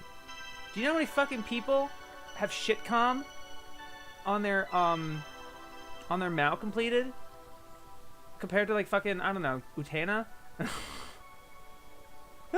It's pathetic! But it's because shitcom's like a minute. And it's funny, there's like a meme or something. Skelter Heaven. You know how many fucking people have seen and talked about fucking Skelter Heaven? Who gives a shit? It's like, ugh. It's a plague. I once watched Junk Boy because I was bored and felt it was basically great value Golden Boy. It sounds like that. It did sound like, and I was surprised that they didn't mention Golden Boy in the article. Being like, just watch Golden Boy. But I don't know if they have a favorable opinion of Golden Boy either. Jinky Extend. We would like to say this is an intriguing allegory for the effects of U.S. foreign policy since the Reagan administration, but actually it's just an excuse for girls and giant robots. So, like, that second part is what I was talking about for, like, dismissive, but the little part there of being like, we were hoping for a little bit more, I think that ended up making it a little more nuanced. The dismissive comments are just unnuanced opinions, basically. I kind of relate to that. I do that sometimes because watching good stuff requires more effort. I guess? You mean in terms of, like, length? A lot of shitty things are because they're short? Maybe? I actually like Dazaki Air more. I kind of thought the KyoAni one was all over the place. Maybe. I haven't seen it. Looking forward to it. Dismissive, the new category. First time we're using it in this format. I don't know what it is. My breath control, dude. It's also my posture is ass. That also doesn't help. Sometimes watch a one episode OVA if I don't have time to marathon all or most of a series. Sometimes I find treasure, but I have to weed through a lot of trash. Yeah. No, exactly. That's what holds me off from doing it, and that's why I should promote. I don't know if those of you probably know. Let me pull it up on my tweet. Oh, my Twitter. As soon as I find it, my Twitter. Gosh, it's been that long. Okay, we, our patrons, and I started this group watch stuff. Usually, we've been watching we choose a series and watch it for over a couple of weeks, a couple episodes a week. But this time, very sporadically, it could be any day, it could be any, depending on what most people are available for. We've been voting on that. But we're going in order here from Ginga Tetsudo no Yoru, left to right, up to down. The free space is just we just watch something we feel like that's not in the group, that's not in the list or whatever. But we wanted. That was like, oh, I was thinking of this. I was like, oh yeah, cool. And that's gonna last us a long time, maybe even a year, to watch all of this stuff. And it's all stuff that some of the stuff I've rewatched are rewatches that I've been meaning to do, and others are ones I've just been meaning to get to forever. Because I've always heard good things about them, like fucking Barefoot Gen, Panda Co Panda, Hakujaden, just for the historical value. There's a lot of stuff that I haven't seen yet.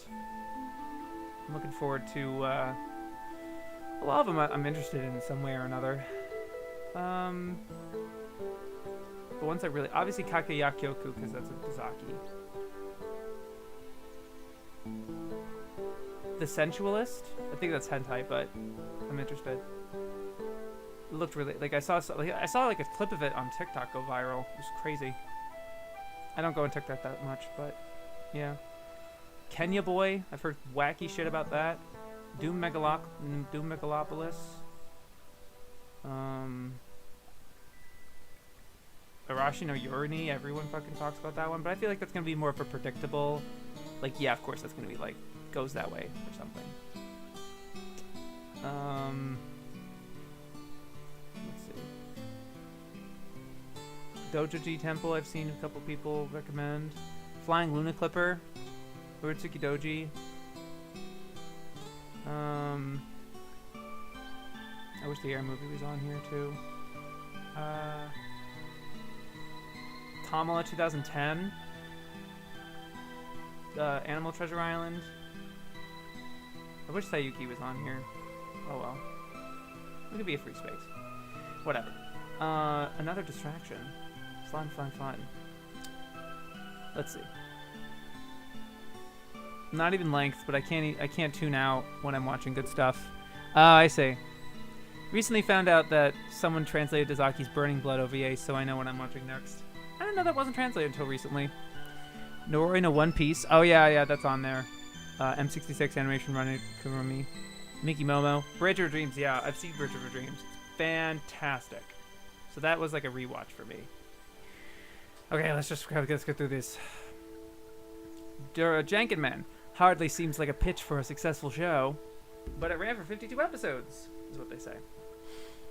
Jedimar's lackluster copy of Astro Boy, but the authors dig into it more. They say it ripped. It went worse. It got worse.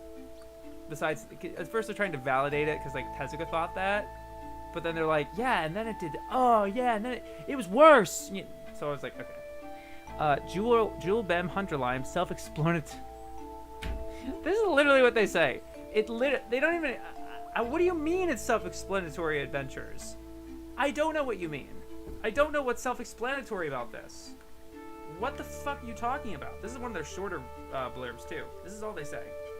Self-explanatory adventures as the pretty scantily clad lime busts ghosts and steals valuables, based on a computer game but bolstered by designs from Ranma Halves Nakajima.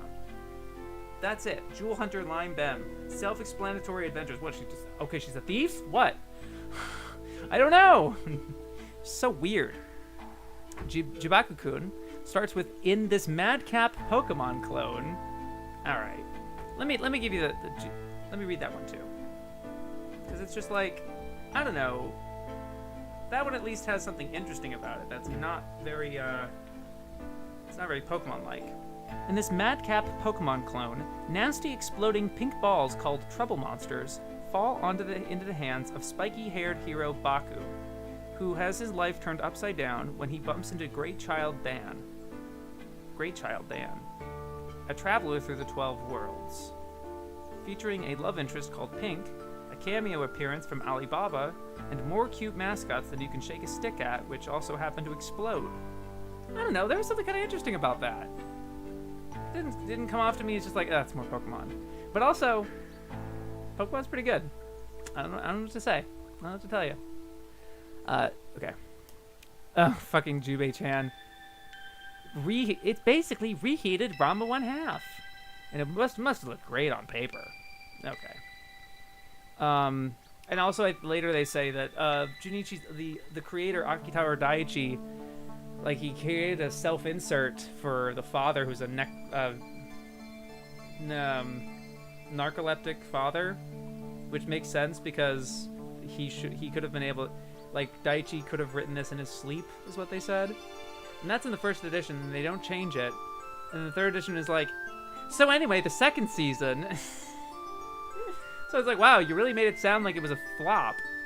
But then they just got a second season like 5 years later. Interesting. Maybe the creators were not as asleep at the wheel as you thought they were. So you're really planning to watch Overfiend. Here's hoping you survive Shoei Aikawa's nihilistic edgelord tentacle adventures. Though if you're a completionist, he wrote the second one too. I'm really interested in the first one. And I've actually scrolled through it for clips. Because I knew it was a major title for the proliferation of anime in the West. So I was making this like sizzle reel for all those kinds of titles. So I had a really high quality copy of Urotsuki Doji on my... I think I still have it. I feel like I still have it somewhere on my computer. Really nice, high quality, and went through the whole movie to search for clips. Gorgeous movie. It's like, oh my god. It's deplorable. And kind of maybe goes on too long. The way I was looking for clips, like, I was kind of spoiled for choice, to be honest with you. It's an incredible movie from what I was looking at.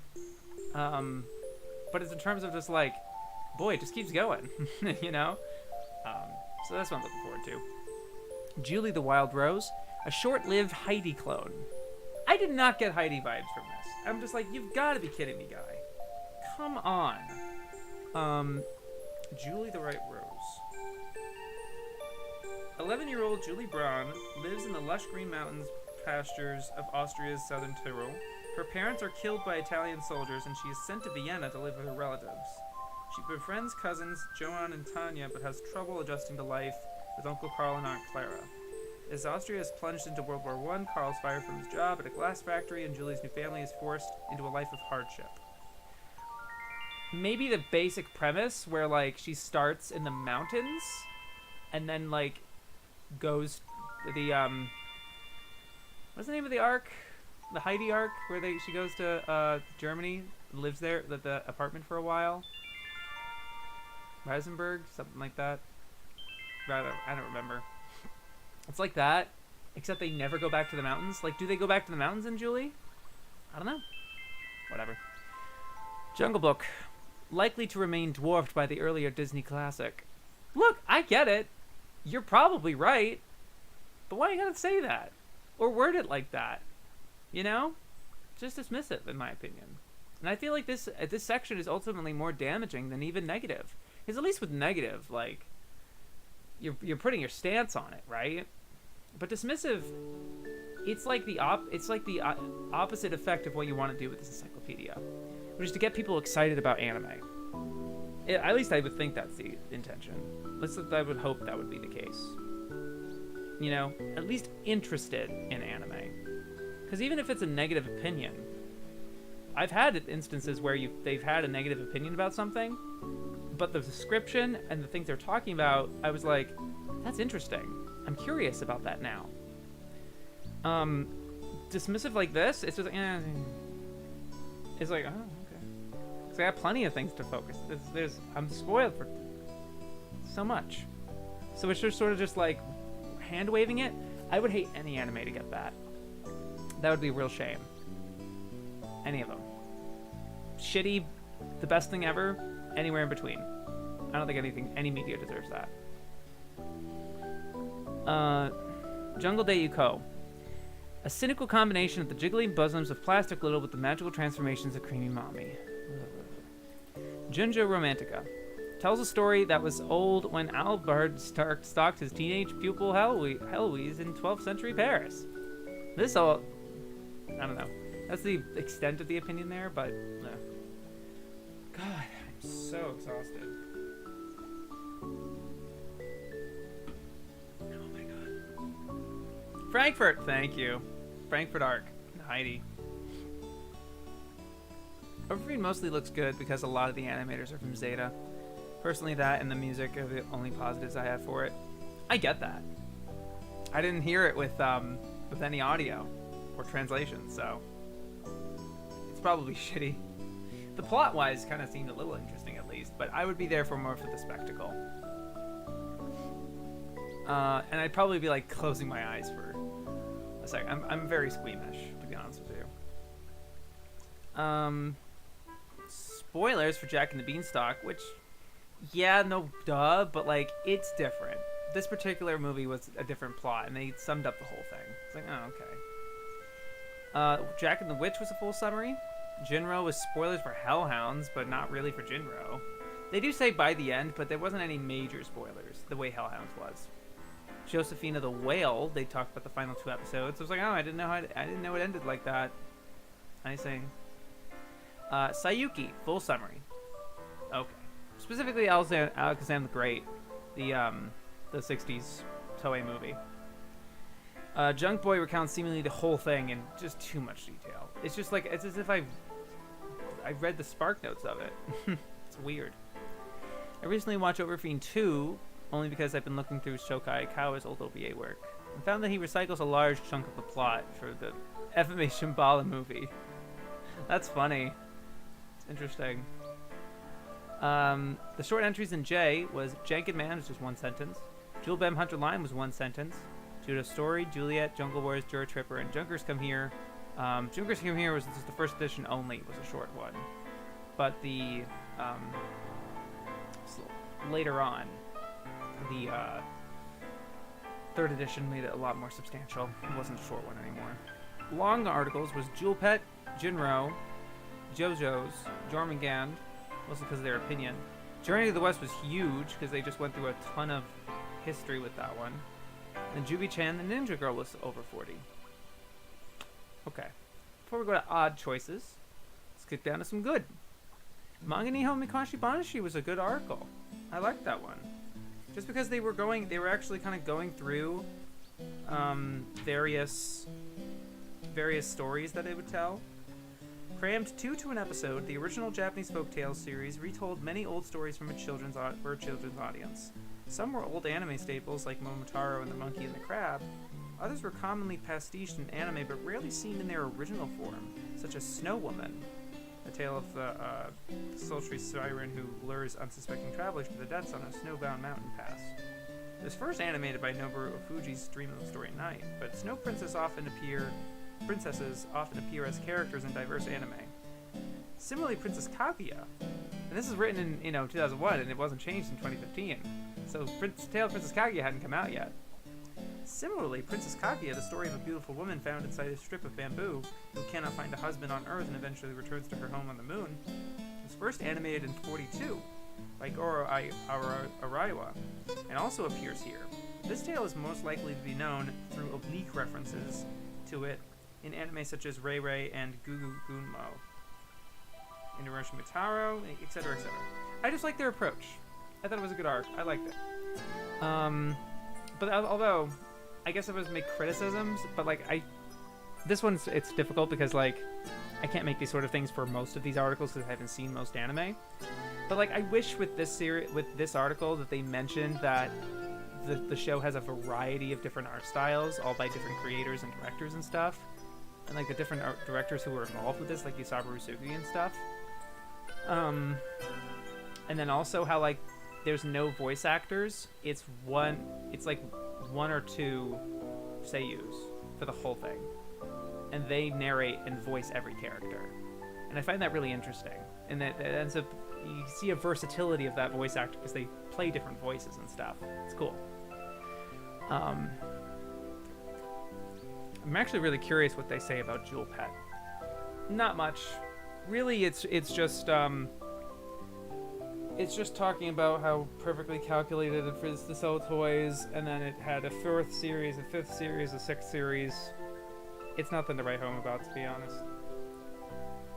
If you want me to read it at the end, I can, if you're still interested. Oh. God damn it. Journey to the West. It was a pretty good article. I really liked it because it had this quote.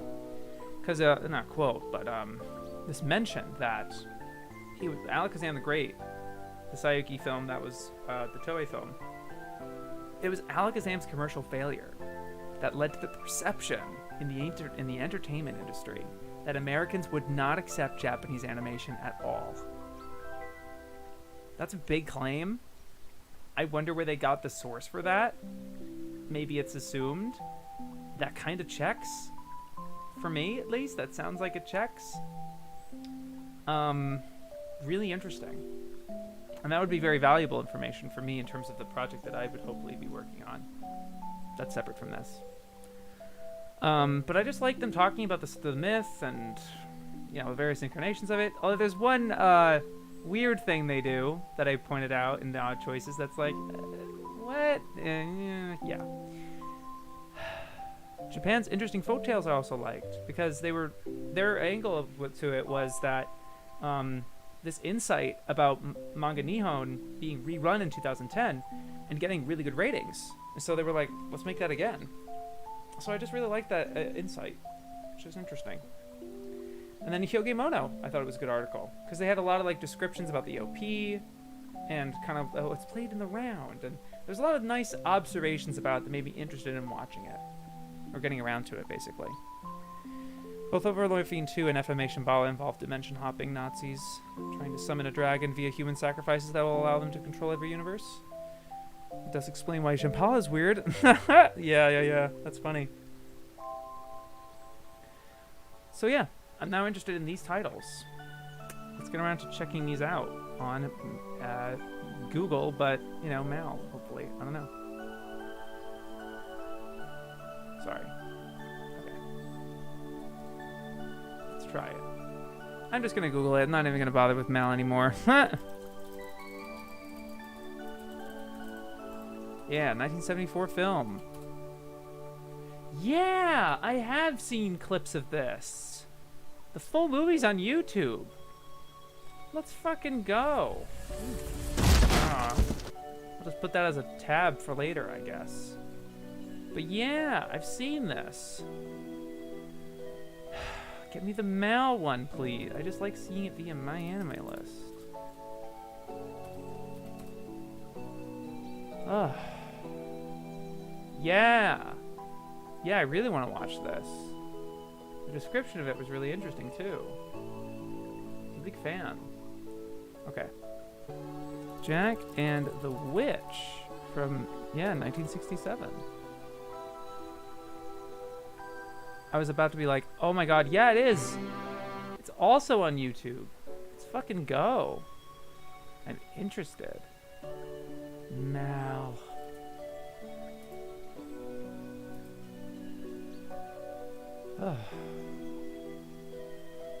It's older. It's a Toei film.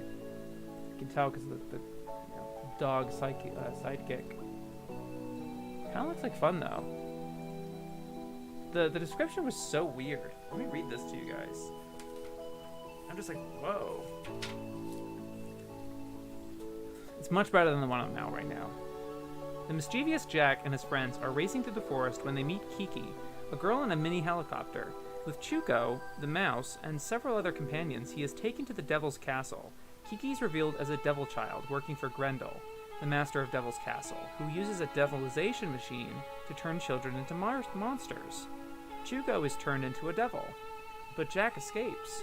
Kiki is sent after him but falls out of the sky, where she is nursed back to health by Jack. Accompanied by bear, fox, and dog companions, Jack returns to the castle to confront the witch. Grendel captures the animals and leaves them imprisoned to watch through her crystal ball as she kills Jack. The animals are keen to watch events unfold, but seeing that they are anxious to see what's happening, the spiteful Chuko, who's still levelized, smashes the crystal ball. This breaks Grendel's spell, and she dies trying to escape in a balloon. Chuko, Kiki, and all the other occupants of the castle are restored to normalcy and pile into Jack's car for the journey back to his place. Like, I just love the ending of that. It was like they all pile into his car for the journey back to his place. I just love that. That's just so cool. Yeah, that's the car. It's just really fun. I don't know, it seems like a good time. Joker Marginal City. Yeah, anime. Thank you, Mal. That's how you know it's obscure. Sheesh! 1,000 members. What was interesting about this one? Let's see. Let me read the article again. Oh yeah, the description of this is kind of cool. Jokers are genetically engineered beings who can switch sex at will, among other more powerful psychic abilities. A young man escapes from a research facility and goes on the run. He's befriended by a reporter who then has to call on the help of other Jokers to keep the boy safe from his pursuer, a wanted killer known only as the Heartless Assassin. This stylish, well-paced sci-fi video plays with the notions of gender and genetic tinkering, combining the themes of Boggy with images from the pretty boy subgenre of gay anime such as Fake, based on the manga In Wings by blah blah blah. I don't know, it just seemed like a kind of a weird, cool time. I wonder if that's on YouTube too. Let's see.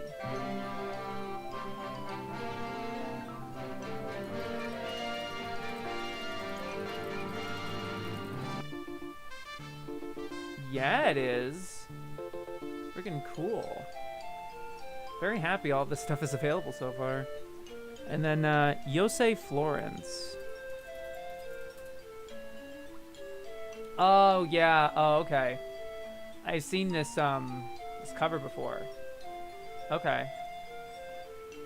What's it called? Journey Through Fairyland.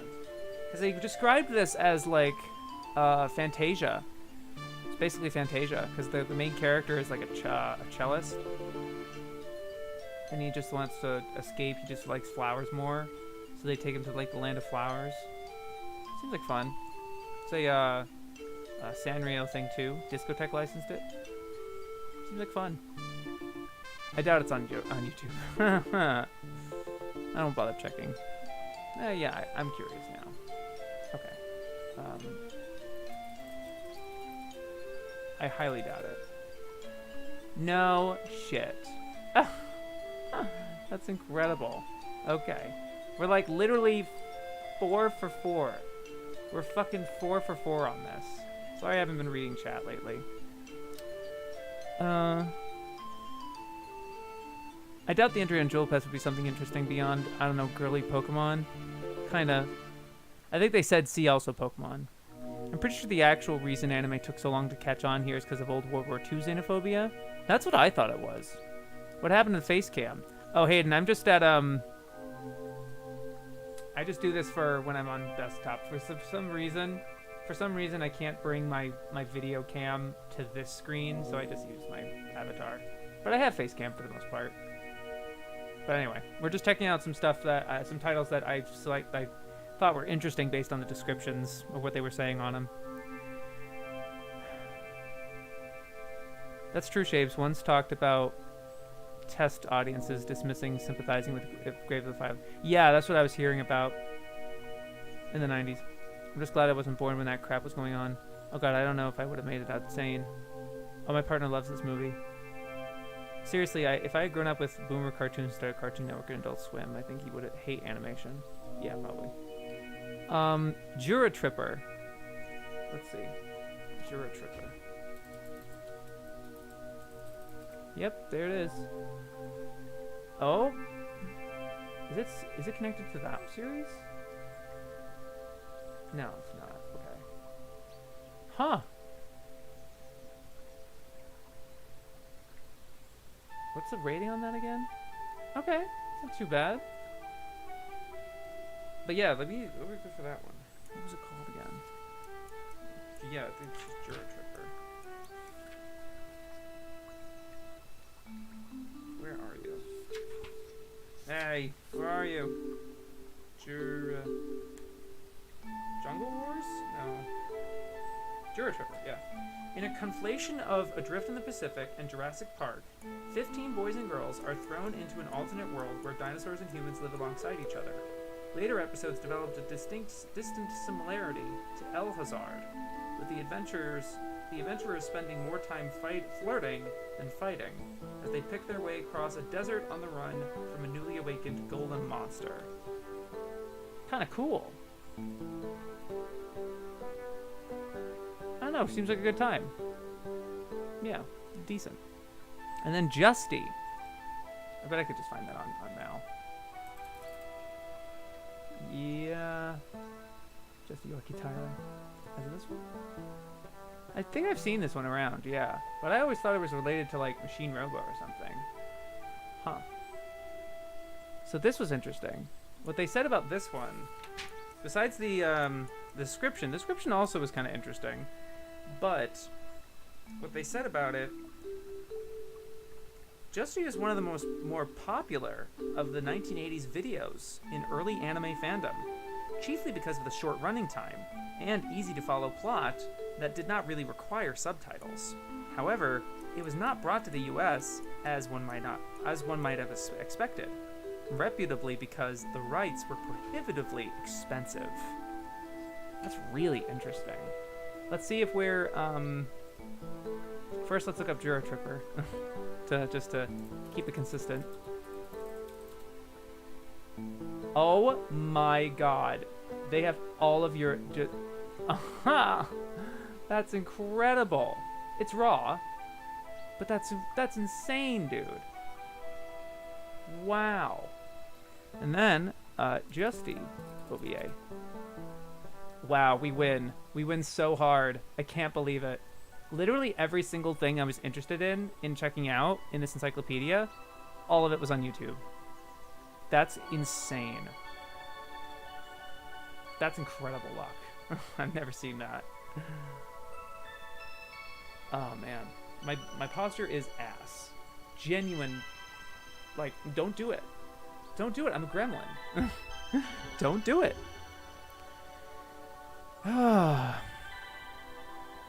Hanna-Barbera and Carl Masick, my buddy. 'Twas a bleak time. Carl Masick's not the devil. Carl Masick was one of us. The comics code of authority ruined everything. Tom and Jerry was timeless. At least Robotech was good for its time, unlike Voltron. No, literally. For Robotech will forever be a work that's just as integral to anime's Western breakout as anime's Western breakout in and of itself. Yeah. Didn't Kenny talk about this? Justy? Maybe. I don't remember. But yeah, I like it. I like all that stuff. I just want, before I get to the odd choices, and we'll finish off with those. The two trend, like, I'm continuing that, finding words that I've never heard of in the English language be used.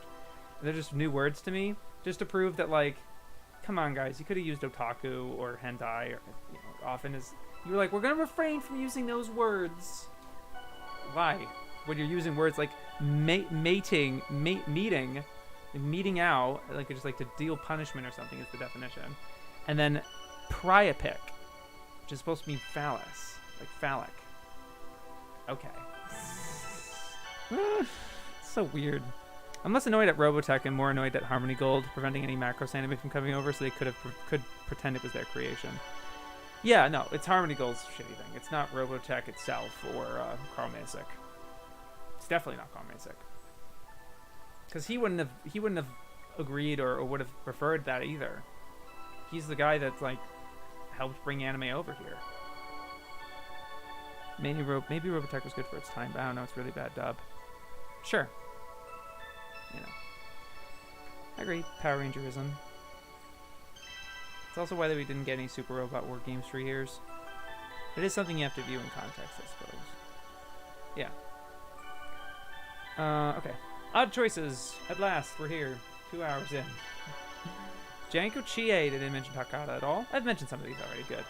Genie with light brown hair and some weird additions, like the the real life death of the songwriter behind it. It's like, why you mention that? JoJo's. This was kind of let me know what you guys think of this. JoJo's, a more correct translation of the title might be to put the apostrophe after the S. And then I was thinking, wouldn't that make the Japanese title supposed to be Jojo Tachi no Kimiyo no Boken? Like, it's supposed to be singular. When they say Jojo no Kimiyo no Boken, they mean the singular JoJo. But it can apply to multiple JoJos. You know, that's the fun part. Part 5 is still JoJo's Bizarre Adventure. His name is just Giorno Giovanna, right? But if you just said, like, collective JoJos, that wouldn't be a proper translation, I don't think. Because then it would need to be Jojo Tachi, like the group of JoJos, collective adventure. Yeah, I guess it can make sense for part 3, because they were talking about that in the context of part 3. Because it's, you know, Joseph Joestar and his grandson, Jotaro Kujo, facing off against Dio Brando, who killed their ancestor, Jonathan Joestar. So it's like the collective JoJo's Bizarre Adventure, I guess. But no, it's Jotaro Kujo's Bizarre Adventure. Kujo Jotaro. JoJo's Bizarre Adventure. So, I mean, I disagree with that. So I have a little attesting with their Japanese in that instance. The ADV dub of Macross is far better. Even if the main character sounds too much like Ed Elric. It's literally Vic Mignogna. So yeah, it's the same voice actor who plays Ed Elric. It's a weird thing here. The first edition described each part, including up to it said the latest part is Jolene, where she's fighting her way out of a Florida prison. And the third edition didn't correct that. But the book came out in 2015, so part 8 would have had been published by then. So they should have probably mentioned part 7. And then part 8 says, like, yeah, as of 2011. They should have mentioned it. So that was weird. Not a big deal, but yeah. And then they said unreleased for a decade, perhaps because the anime was always meant to sell. This was weird. Yeah, like this fucking quote. JoJo remained unreleased in English for a decade, perhaps because the anime was always meant to sell the 87-volume manga, and one could not be sold without the other.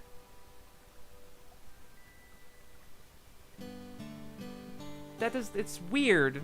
It's not really selling the collective 87-volume manga because they're different stories. It's different parts. And the OVA is only telling part 3. It's not really selling the whole 87. And also, what's the big deal about that? It's like, it was unreleased in English for so long because, oh, it's so hard. It's not that hard. You just make part 1 in the anime. And that's exactly what happened that's literally what they did in 2012, and it worked. It was just silly that they hadn't done it until then. I don't know why they didn't do it until then. I'm actually kind of happy, because we wouldn't have had maybe like Hunter x Hunter like kind of take forever, maybe a reboot or kind of confusion and shit, because it's still going, blah blah blah. But like, you know, like, what do you mean? That is the it was just a weird comment to me. This reminds me, what does the Encyclopedia list Macross? Super Dimensional Fortress? Just Macross? Robotech? They have both a Robotech section and a Macross section. Because Macross itself is a franchise, but Robotech was such a big deal for, you know, Western audiences that are buying this book, they're going to be like, where's Robotech? So, let me double check. But I'm almost positive. Yeah, Macross is its own section. It's a big section. And then there is a section for Robotech, which is its own really big section. So they have two different ones in that case. Because I think they realized that like Robotech is its completely own creation at that point. Went out of print when ADV went bankrupt. I mean, the JoJo OVAs was meant to be advertised in the manga. It's just that they only adapted one part, which made it hard to sell to Westerners at the time. Yeah, but also to sell the manga that wasn't being published. You know, it's like, what are you doing? I don't know.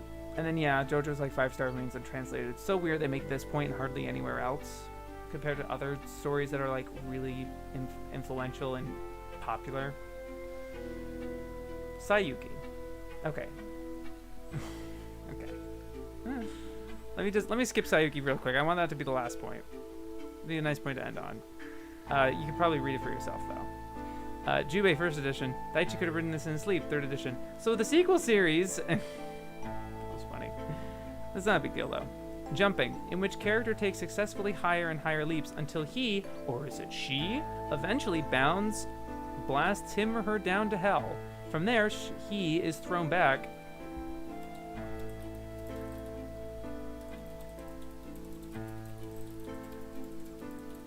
I guess it's not proper English at the time when they wrote this.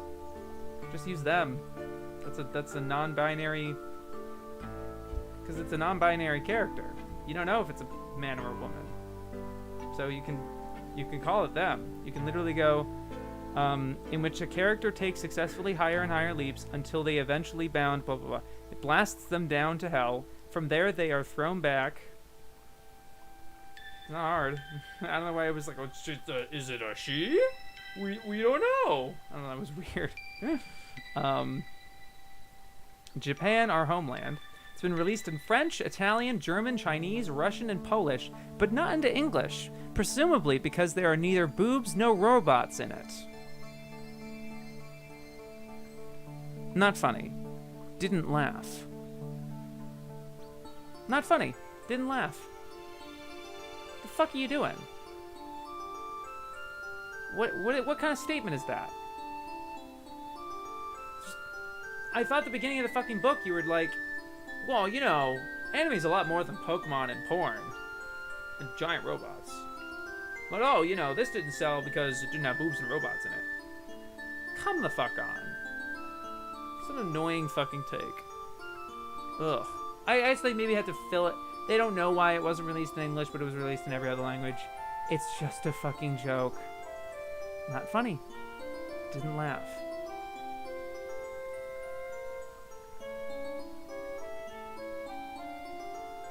JoJo Part 3 manga was being published in the West at the same time. Yeah, okay. That's interesting. Sales were too low for Viz to continue translating it. Well, it wasn't low anymore. Because they actually did it right. You start from the beginning. Yeah, they planned on skipping to Part 6 next. Yeah. That makes sense with what they were saying in the article. Because they were like, yeah, because of this video game, they were releasing the episodes out of order. And the one that was correct, I talked about that. I don't think singular they reached wide acceptance in formal writing until relatively recently. Then that case fair. Oh.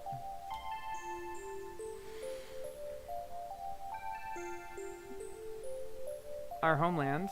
Yeah, okay. So, as much as I like their article on Hyogemono, it's labeled under Jester? Jester? Just call it Hyogemono. The fuck? Yeah. Weird. Jibudidu, Devil Angel. We do not believe there is any connection between this Misty May and the heroine of Otaku no Video. No one asked? I don't know, it just seemed really random to me. And it was like in the 1st edition, I'm pretty sure, too. Or no, it wasn't. I think it was the 3rd edition only. I don't remember. But it was like, what? Okay. I don't know. Strange. You could have just been like, oh, same name as... Well, that's interesting. I don't know. Also another self-insert. Like, they're referencing themselves, basically. Okay. The last thing. And then I'll finally be able to stop talking and breathe. I'm out of breath so much. Lungs are on fire. I'm literally like... This is harder than when I recorded the 3 hours of part 2 of my Naruto video. I recorded for 3 hours reading a script. And I'm like more physically exhausted right now. I don't know why. Maybe because I could actually take some breaks. I don't know. I didn't really take any breaks though. I used to believe JoJo's Dreamcast fighting game was the only JoJo thing that released in North America. Is Jibiru what they're talking about, a visual novel adaptation? I don't think so. It didn't sound like it. They didn't mention a VN, I don't think. Maybe they did.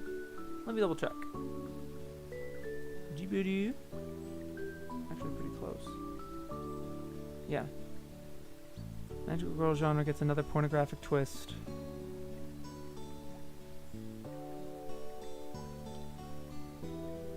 Follows blah blah blah.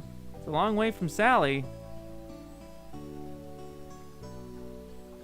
A sequel released in the US.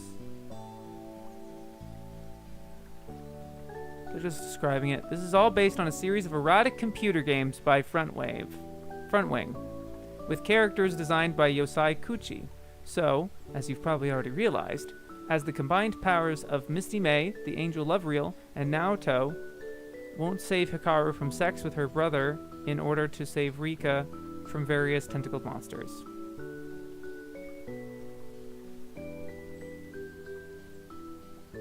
Yeah, etc., etc.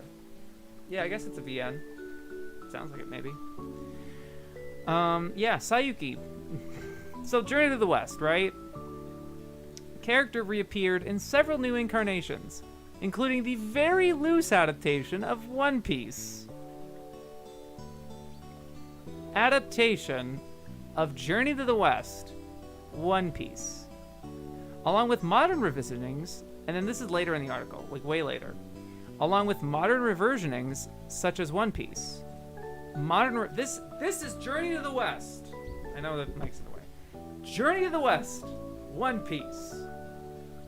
And then right after that, they say, the story is also referenced and parodied in other serials. No, One Piece isn't referencing Journey to the West. It's not parodying Journey to the West. It is Journey to the West. It's a modern reversioning. It's a very, very, granted, very loose adaptation of Journey to the West. Allow me to read the synopsis of Journey to the West that they've provided, and let me know how much you think this sounds like One Piece. It was the only game along with PS1 that came here, although they were planning on releasing PS2 Golden Wind. Yep, it's the one I'm thinking about. Ghibli VN 4 VN opening was animated by Akira Watanabe. It was so popular that people remade it for different franchises. I don't know that many JoJo games. Is the PS2 one that Phantom Blood movie a tie-in game? Stone Monkey is born from a rock by the ocean. His boastful, irrepressible nature soon causes a stir on Earth as he makes himself king of all the monkeys. In search of the secret of immortality, he learns martial arts and magic from the Buddhist monk Subhuti, who renames him Sun Wukong, in Japanese Son Goku, meaning awakened to emptiness. Back on his mountain, he finds that demons have taken over his cave, but the skills he has learned from Subhuti enabled him to throw them out. The Demon King's brothers trick him into sneaking into the Dragon King's palace and stealing a famous weapon, a miraculous iron staff that can change the size on command. Sun Wukong is brought before the Jade Emperor for punishment. Wukong eats the peaches of immortality and is chased from heaven, only to lose a bet with Buddha. Enumbered beneath a mountain for 500 years, he is saved by the Buddhist priest Zuzang, sorry if I'm pronouncing this badly, Tripitaka, who invites Wukong to accompany him on a pilgrimage to Gandhara in India, the modern Punjab. En route, the pair meet a pig changeling called Pigzay and Monk Sand, a river spirit who was once a heavenly guard. After Wukong defeats them, they both join the pilgrimage. Possibly inspired by travelers' garbled tales of the Hindu monkey god Hanuman, Wu Chang'en's 16th century novel, Zhuji, that's definitely wrong, is the Chinese story most often animated in Japan, perhaps because its trickster hero is more appealing to the children's audience than the dour generals of Great Conquest. or the hot-headed revolutionaries of Suikoden. So there might be a little bits of summary later on, because they go really in detail with like all the different iterations and how it kind of came to proliferate in Japan, and why it's the most popular Chinese story that's in anime. But like, they say that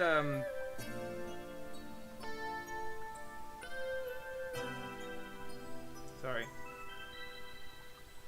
The live-action series became well-known in the UK, supervised by Future Manga Entertainment, but the period following it produced only one TV movie in Japan, Gisaburo Sugi and Hideo Takayashi's anime musical Son Goku Flies the Silk Road, and a number of sci-fi pastiches, including Dragon Ball, the Doraemon movie, and Burichi Terasawa's Goku Midnight Eye. Even Hello Kitty creator Sanrio got into the act with Raccoon Fun Journey to the West. At the close of the 20th century, the character reappeared in several new incarnations, including the very loose adaptation One Piece. They don't mention One Piece again for a while. They don't mention it again in the first edition. And then in the third edition, they later say it's still around with modern reversioning such as One Piece. It's also referenced and parodied. So it's like, where are you getting that? Where are you getting One Piece? Monkey D. Luffy? They don't even say that in the article. They just say it's One Piece. The character showed up, like Son Goku. But it's like, where? And it's like Monkey D. Luffy. Monkey D. Luffy. So, okay. Where are you getting it? Peaches of Immortality? The Devil Fruit? Okay. Let's check out the One Piece article. I know we don't want to skip around a bunch, but maybe their description of One Piece could get me to better insight of why they think it's an adaptation of Journey to the West. Impetuous, headstrong 16-year-old Monkey D. Rufy, R-U-F-Y, they change it in the third edition to L-U-F-F-Y, eats a piece of magic fruit that renders his whole body elastic and almost invulnerable. Now he wants to be a pirate and find the fabled One Piece treasure of Gold Rogers. He saves the life of the red-haired Junx, who gives him his trademark lucky hat. I'm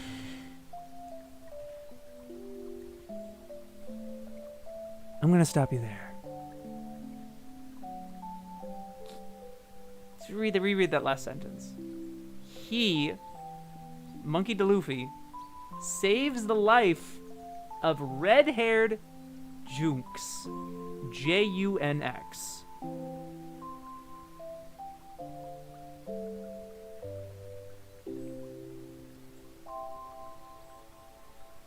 That's One Piece. That's the that's the highest grossing manga of all time. It's like a, really important, popular, good, but good doesn't matter in this instance. Red-haired Junx? Luffy saves his life? Who gives him his trademark lucky hat? Not even straw hat, lucky hat. Okay. Okay. And you want to say it's a Journey to the West adaptation? Okay. Okay. Okay. He meets a motley crew of fortune hunters and misfits, and wacky adventures ensue as they hunt the treasure. A movie, also entitled One Piece, appeared in summer 2000, in which Rufy and Zoro are captured by the pirate El Dragon and have to escape. They don't actually get captured by El Dragon, ever, in that movie. I think they're referring to the scene where Luffy and Zoro are chained up, but they're not chained up from El Dragon. They're chained up because they didn't have money to purchase for the Odin shop that they ate at. That's part of the movie. Third edition includes a little bit more, but they don't fix Junx, or that Luffy saves his life. They don't fix any of that. They changed the name. It's Luffy. It's Luffy. Okay. And then they give a bunch of the movies. A bunch of movies came out. Great. They also just I didn't read that full article yet, But I want to save that when I get to O. But yeah. Well, he's a monkey that wants to be king and has a stretchy powers like Son Goku's staff. Come on. I think they think the One Piece is the journey to the West because Luffy has monkey in his name. I'm not even going to try to explain everything wrong with that. Luffy shaves Shanks. I'm just done, man. He doesn't save Shanks. He saves Junx. How do they misread a plot summary instead of watching this show? Yeah, they did misread a plot summary. And they didn't change it for 14 years. They changed Luffy's name, but they kept that shit. Did anyone correct them? Anyone want to bother telling them they got that wrong? No? Alright. I guess not. It's embarrassing. This is the first time I see you losing it so much that you put your glasses down. Oh, I wanted to ham it up a little. It was it's like, woo! I can't believe they actually watched One Piece before writing this. Had no idea. Had to all be second-handed summaries misinterpreted. I don't know. I'm not expecting them to watch everything.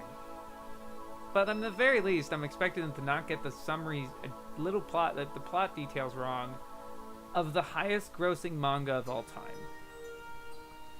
You know, that, can I ask that? Can I at least expect that? I get it, maybe the plot summary of fucking Jukers Come Here is wrong. Who gives a shit about that movie?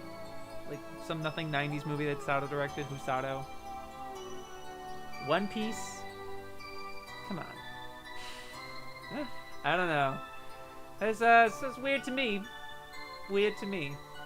Just saying. Anyway, if you guys had any things you wanted to talk about or interested in with the encyclopedia, questions, comments, concerns, things you wanted me to, or were curious about. Took me a while to guess who they were referring to. Junx. Red-haired Junx. He saves red-haired Junx who gives him his lucky hat. Couldn't be anyone else. I mean Shanks. Shanksu. Like, even, like, I get the X. I get it. But, like, Junx with a U?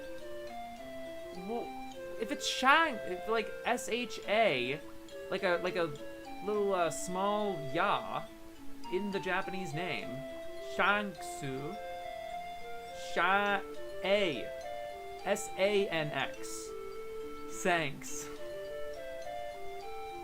At the very least, it would be like Sank or Janx. It would be Janx, J-A-N-X. If it was Sanks, it'd be one letter away from Sans.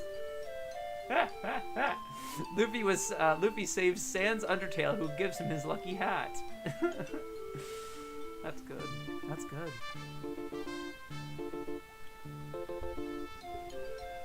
Reminds me of Skunks. Skooks! Yeah. Let's watch that poop. I might get taken off of it. I don't know. But let me watch Skooks. Have a good, I mean, part one's pretty good. Actually, this is all of it, but I don't need to watch all of it. I'm good with watching the classic, the 2 minute.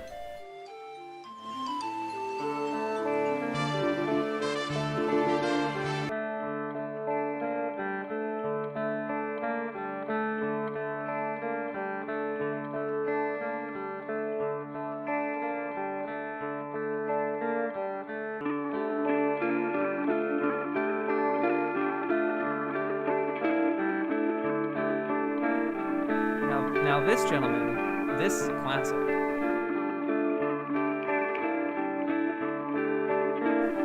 Actually, just keep my mic on.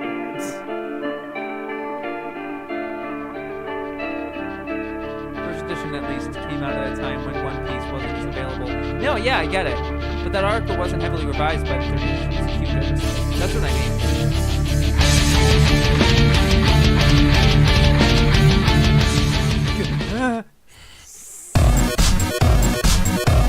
Wow, it's a 2 million-year-old ice cube. I wonder where this fat fuck floated in from. I know. I read about it in the 2-million-year-old paper. Sorry, it was a bit. Give me a hand job, Scoot. You bet. Am I glad he's frozen in there and that we're out here and that he's the sheriff and that we're frozen out here and that we're in there and I just remembered we're out here. What I want to know is where's the caveman? Well, he won't stay frozen for long. We've got to get him to the malt shop. Let's Let's go. Go. Boy, was that good. You bet. Isn't there anything more to eat? Only me. Shaggy? I'll take it. You bet. I'll take it. Galtar will continue after these messages.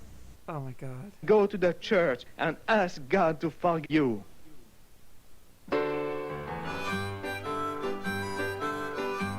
We now return Now here's my to Galtar.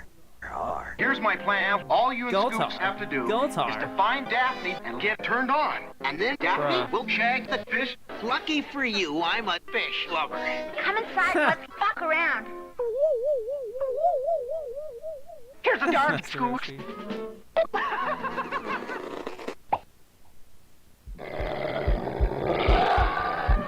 Look out. what? Oh no, he's losing control. He's That's losing not all. control. Don't let it bite you. That spider bite you. Spider bite. Oh, this guy goes on for so long. Hurt spider bite. A spider Of bite course, the most hurt. replayed part is the Ouch! where's the Ouch! caveman?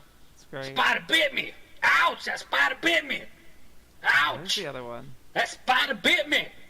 Quit it, spider biting me. That's funny. Quit biting me, spider. Gah! Let's all meet back at the malt shop. With Now the that I'm looking pickle at it, I on think top. With the pickle on top. Most of it- With most the of my Come on, favorite gang. gags are from It's time we Taiwan. head for home. It's like, oh yeah. Yeah. We have come for the golden ass. We have It belongs to me and you can't have it. We want her ass. You bet. Quick, Scoop. You Make bet. like a 2-million-year-old watchdog.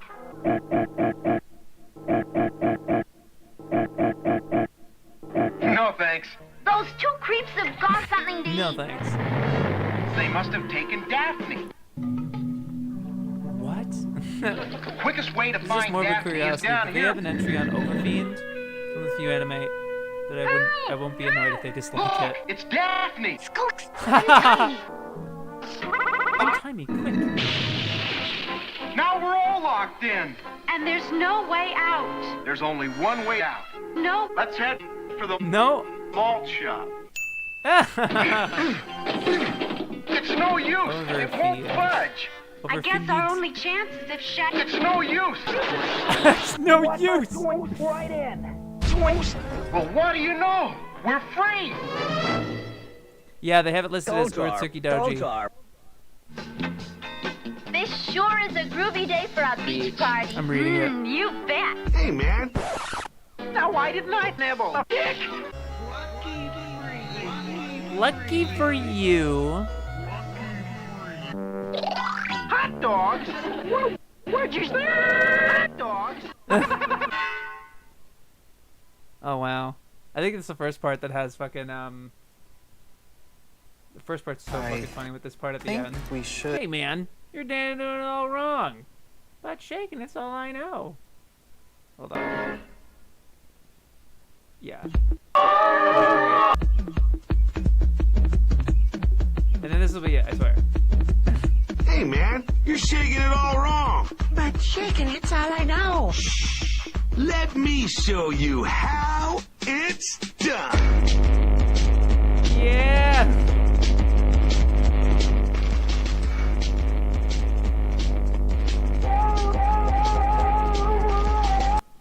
So fucking funny. Anyway, that one's also a million views. Hopefully it gets there.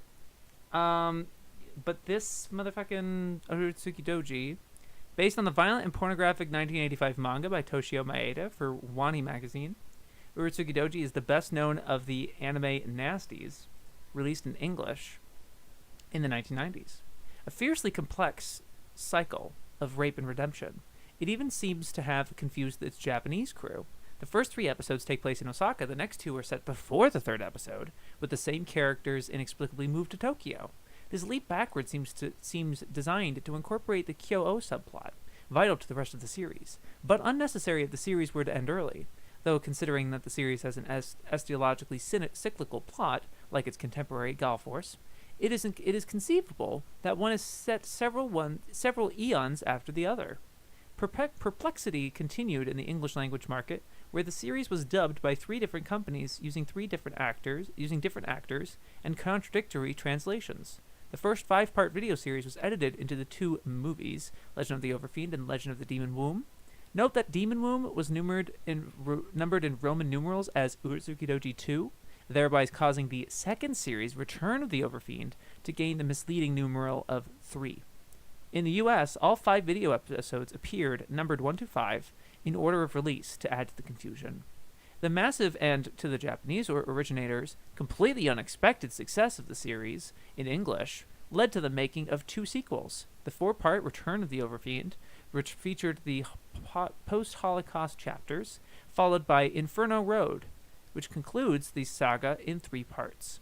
However, though the series is incomplete in the US, Inferno Road was delayed by the British censor for 3 years. Eventually, the final chapter alone was permitted a release in 2001. The British DVD sheepishly includes the scripts of the banned episodes to compensate. Urotsukidoji 5, the final chapter, is a mysterious curio in the history of the saga, intended as the first installment of yet another series. Despite being abandoned partway through production, with some of the animation still jerky and incomplete, it was nonetheless released in Japan and Germany, and claims to introduce the real Chojin at last, dropping many of the newer characters and returning to a continuity that seems to owe more to the earlier episodes of the series. This, however, could have made no difference. As with some installments of Gal Force, the ending of Urotsukidoji 4 implied that some characters had been shoved back through a time or dimensional loop, and hence would be re-experiencing certain elements of the saga again, albeit with some changes.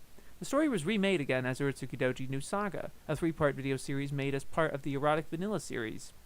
In a return to the subject matter and the characters of the original, Amano Jaku evades prison and hides out in a Japanese high school.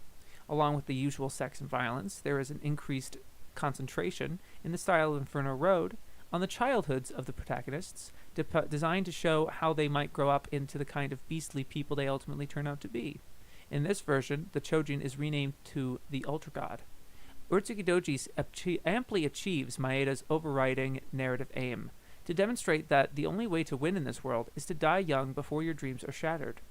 The question for his critics, in both the pro and anti-censorship lobbies, is whether the poetry of the end justifies the gross extremity of the means. Since Urotsukidoji, many other Maeda works have been adapted, including Demon Beast Invasion, Adventure Kid, La Blue Girl, Nightmare Campus, and Demon Warrior Koji. Though the Urotsukidoji saga is now complete in manga form, recent spin-offs have included stories of the Chojin's earlier manifestations in human history, leaving a rich vein of material for potential future and further anime installments. Scenes from Urotsukidoji, MD Geist, and Perfect Blue were shown out on stage as part of Madonna's Drowned World tour in 2001. It's very nuanced, very detailed, very rich, very good. It's a good article.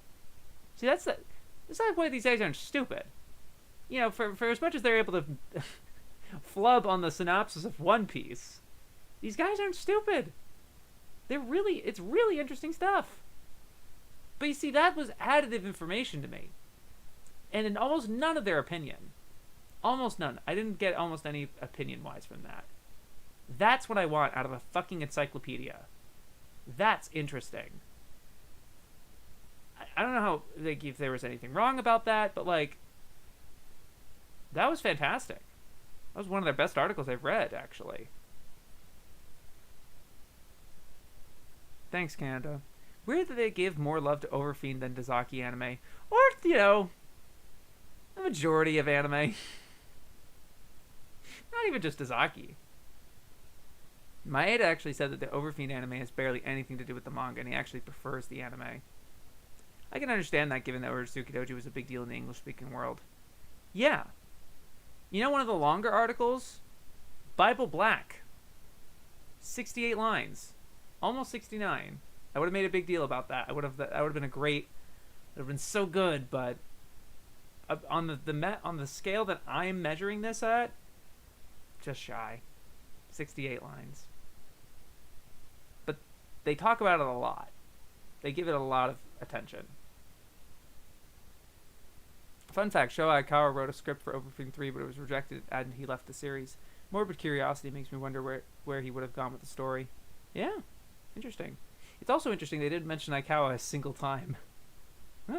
That article went exactly nowhere you were expecting it to go. They didn't talk about Aikawa. They didn't shit on it. Damn. I don't know, that was really informative and interesting. And, like, treated with respect. They don't treat Gundam with the same amount of respect as fucking Urotsuki Doji. Like, what? That's probably going to be a major point in my, in the video. Because this is, like, a really major... This is, like, a really good article, and it's like, this is how all of them should sound. But then you're going to contrast it with how they talk about fucking Fist of the North Star or Gundam, where they have a very distinct dislike for it, or at least tedium for it. Like, they don't care. But, like, clearly they have interest and passion for Urotsuki Doji. And that's fine. That's good. That's interesting. But, like, it's a very misbalanced, you know? And I can understand people being like, that's weird, you know? I don't understand. I certainly don't understand that. But yeah, that was an interesting way to end the stream, I think. To be fair, most of early Gundam does not look as good as Urotsuki Doji. It wasn't a matter of looking good.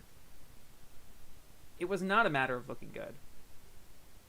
It was sort of just like Gundam. I don't really know if they gave their opinion on the original Gundam, but also the original Gundam looks fantastic for its year. You know, for being a TV production instead of a movie like Urotsuki Doji, for being like from the 70s instead of being from mid 80s. Like, holy shit. And early Gundam, that includes Zeta, doesn't it? And didn't we just say earlier that Zeta and Urotsuki Doji share a lot of animators together? You know, that's it's weird. And after that, like, it's early Gundam. It's, I don't know. But it wasn't about how it looked. It was just the fact that they kept making more. And the whole, it was a fucking toy commercial. Bandai and shit. That was their issue with it seems. To be fair, Aikawa wasn't really famous in the West until 03. While he did do Nadesco and 12 Kingdoms, those were more cult hits. Which is funny because Overfiend and Zeta say the same. Yeah, right. Yeah. I don't know. That was strange. Really interesting note to go on. But I'm gonna... We're actually almost done with the autumn ambience, so I'll play this out to the end here. Thank you guys so much for joining me on this stream. Usuals, but also some new faces. Appreciated it. The 2000s was a time for game reviews, energy. AVGN was hot, new. Yeah, it could be that. Could also just be general nerd cynicism. Like they're trying to act smart by talking trash about their own shit. I don't know. But they're also old people. Like both Clements and McCarthy were pretty old when they wrote this. All things considered. Like they're not like my age. At least I'm almost positive. Anyway. Yeah, so I think that'll do it. You guys, hope you enjoyed your time. Hopefully be here next week. Better be. Talk about the next letter. We're moving on. We're doing it. We're moving this back in. If you told me how the guy that wrote FMA 3 also wrote Overfiend, I probably would have had you committed. Yeah. See ya. Alright. You guys have a good week. Yo, peace. Damn it. Bye-bye.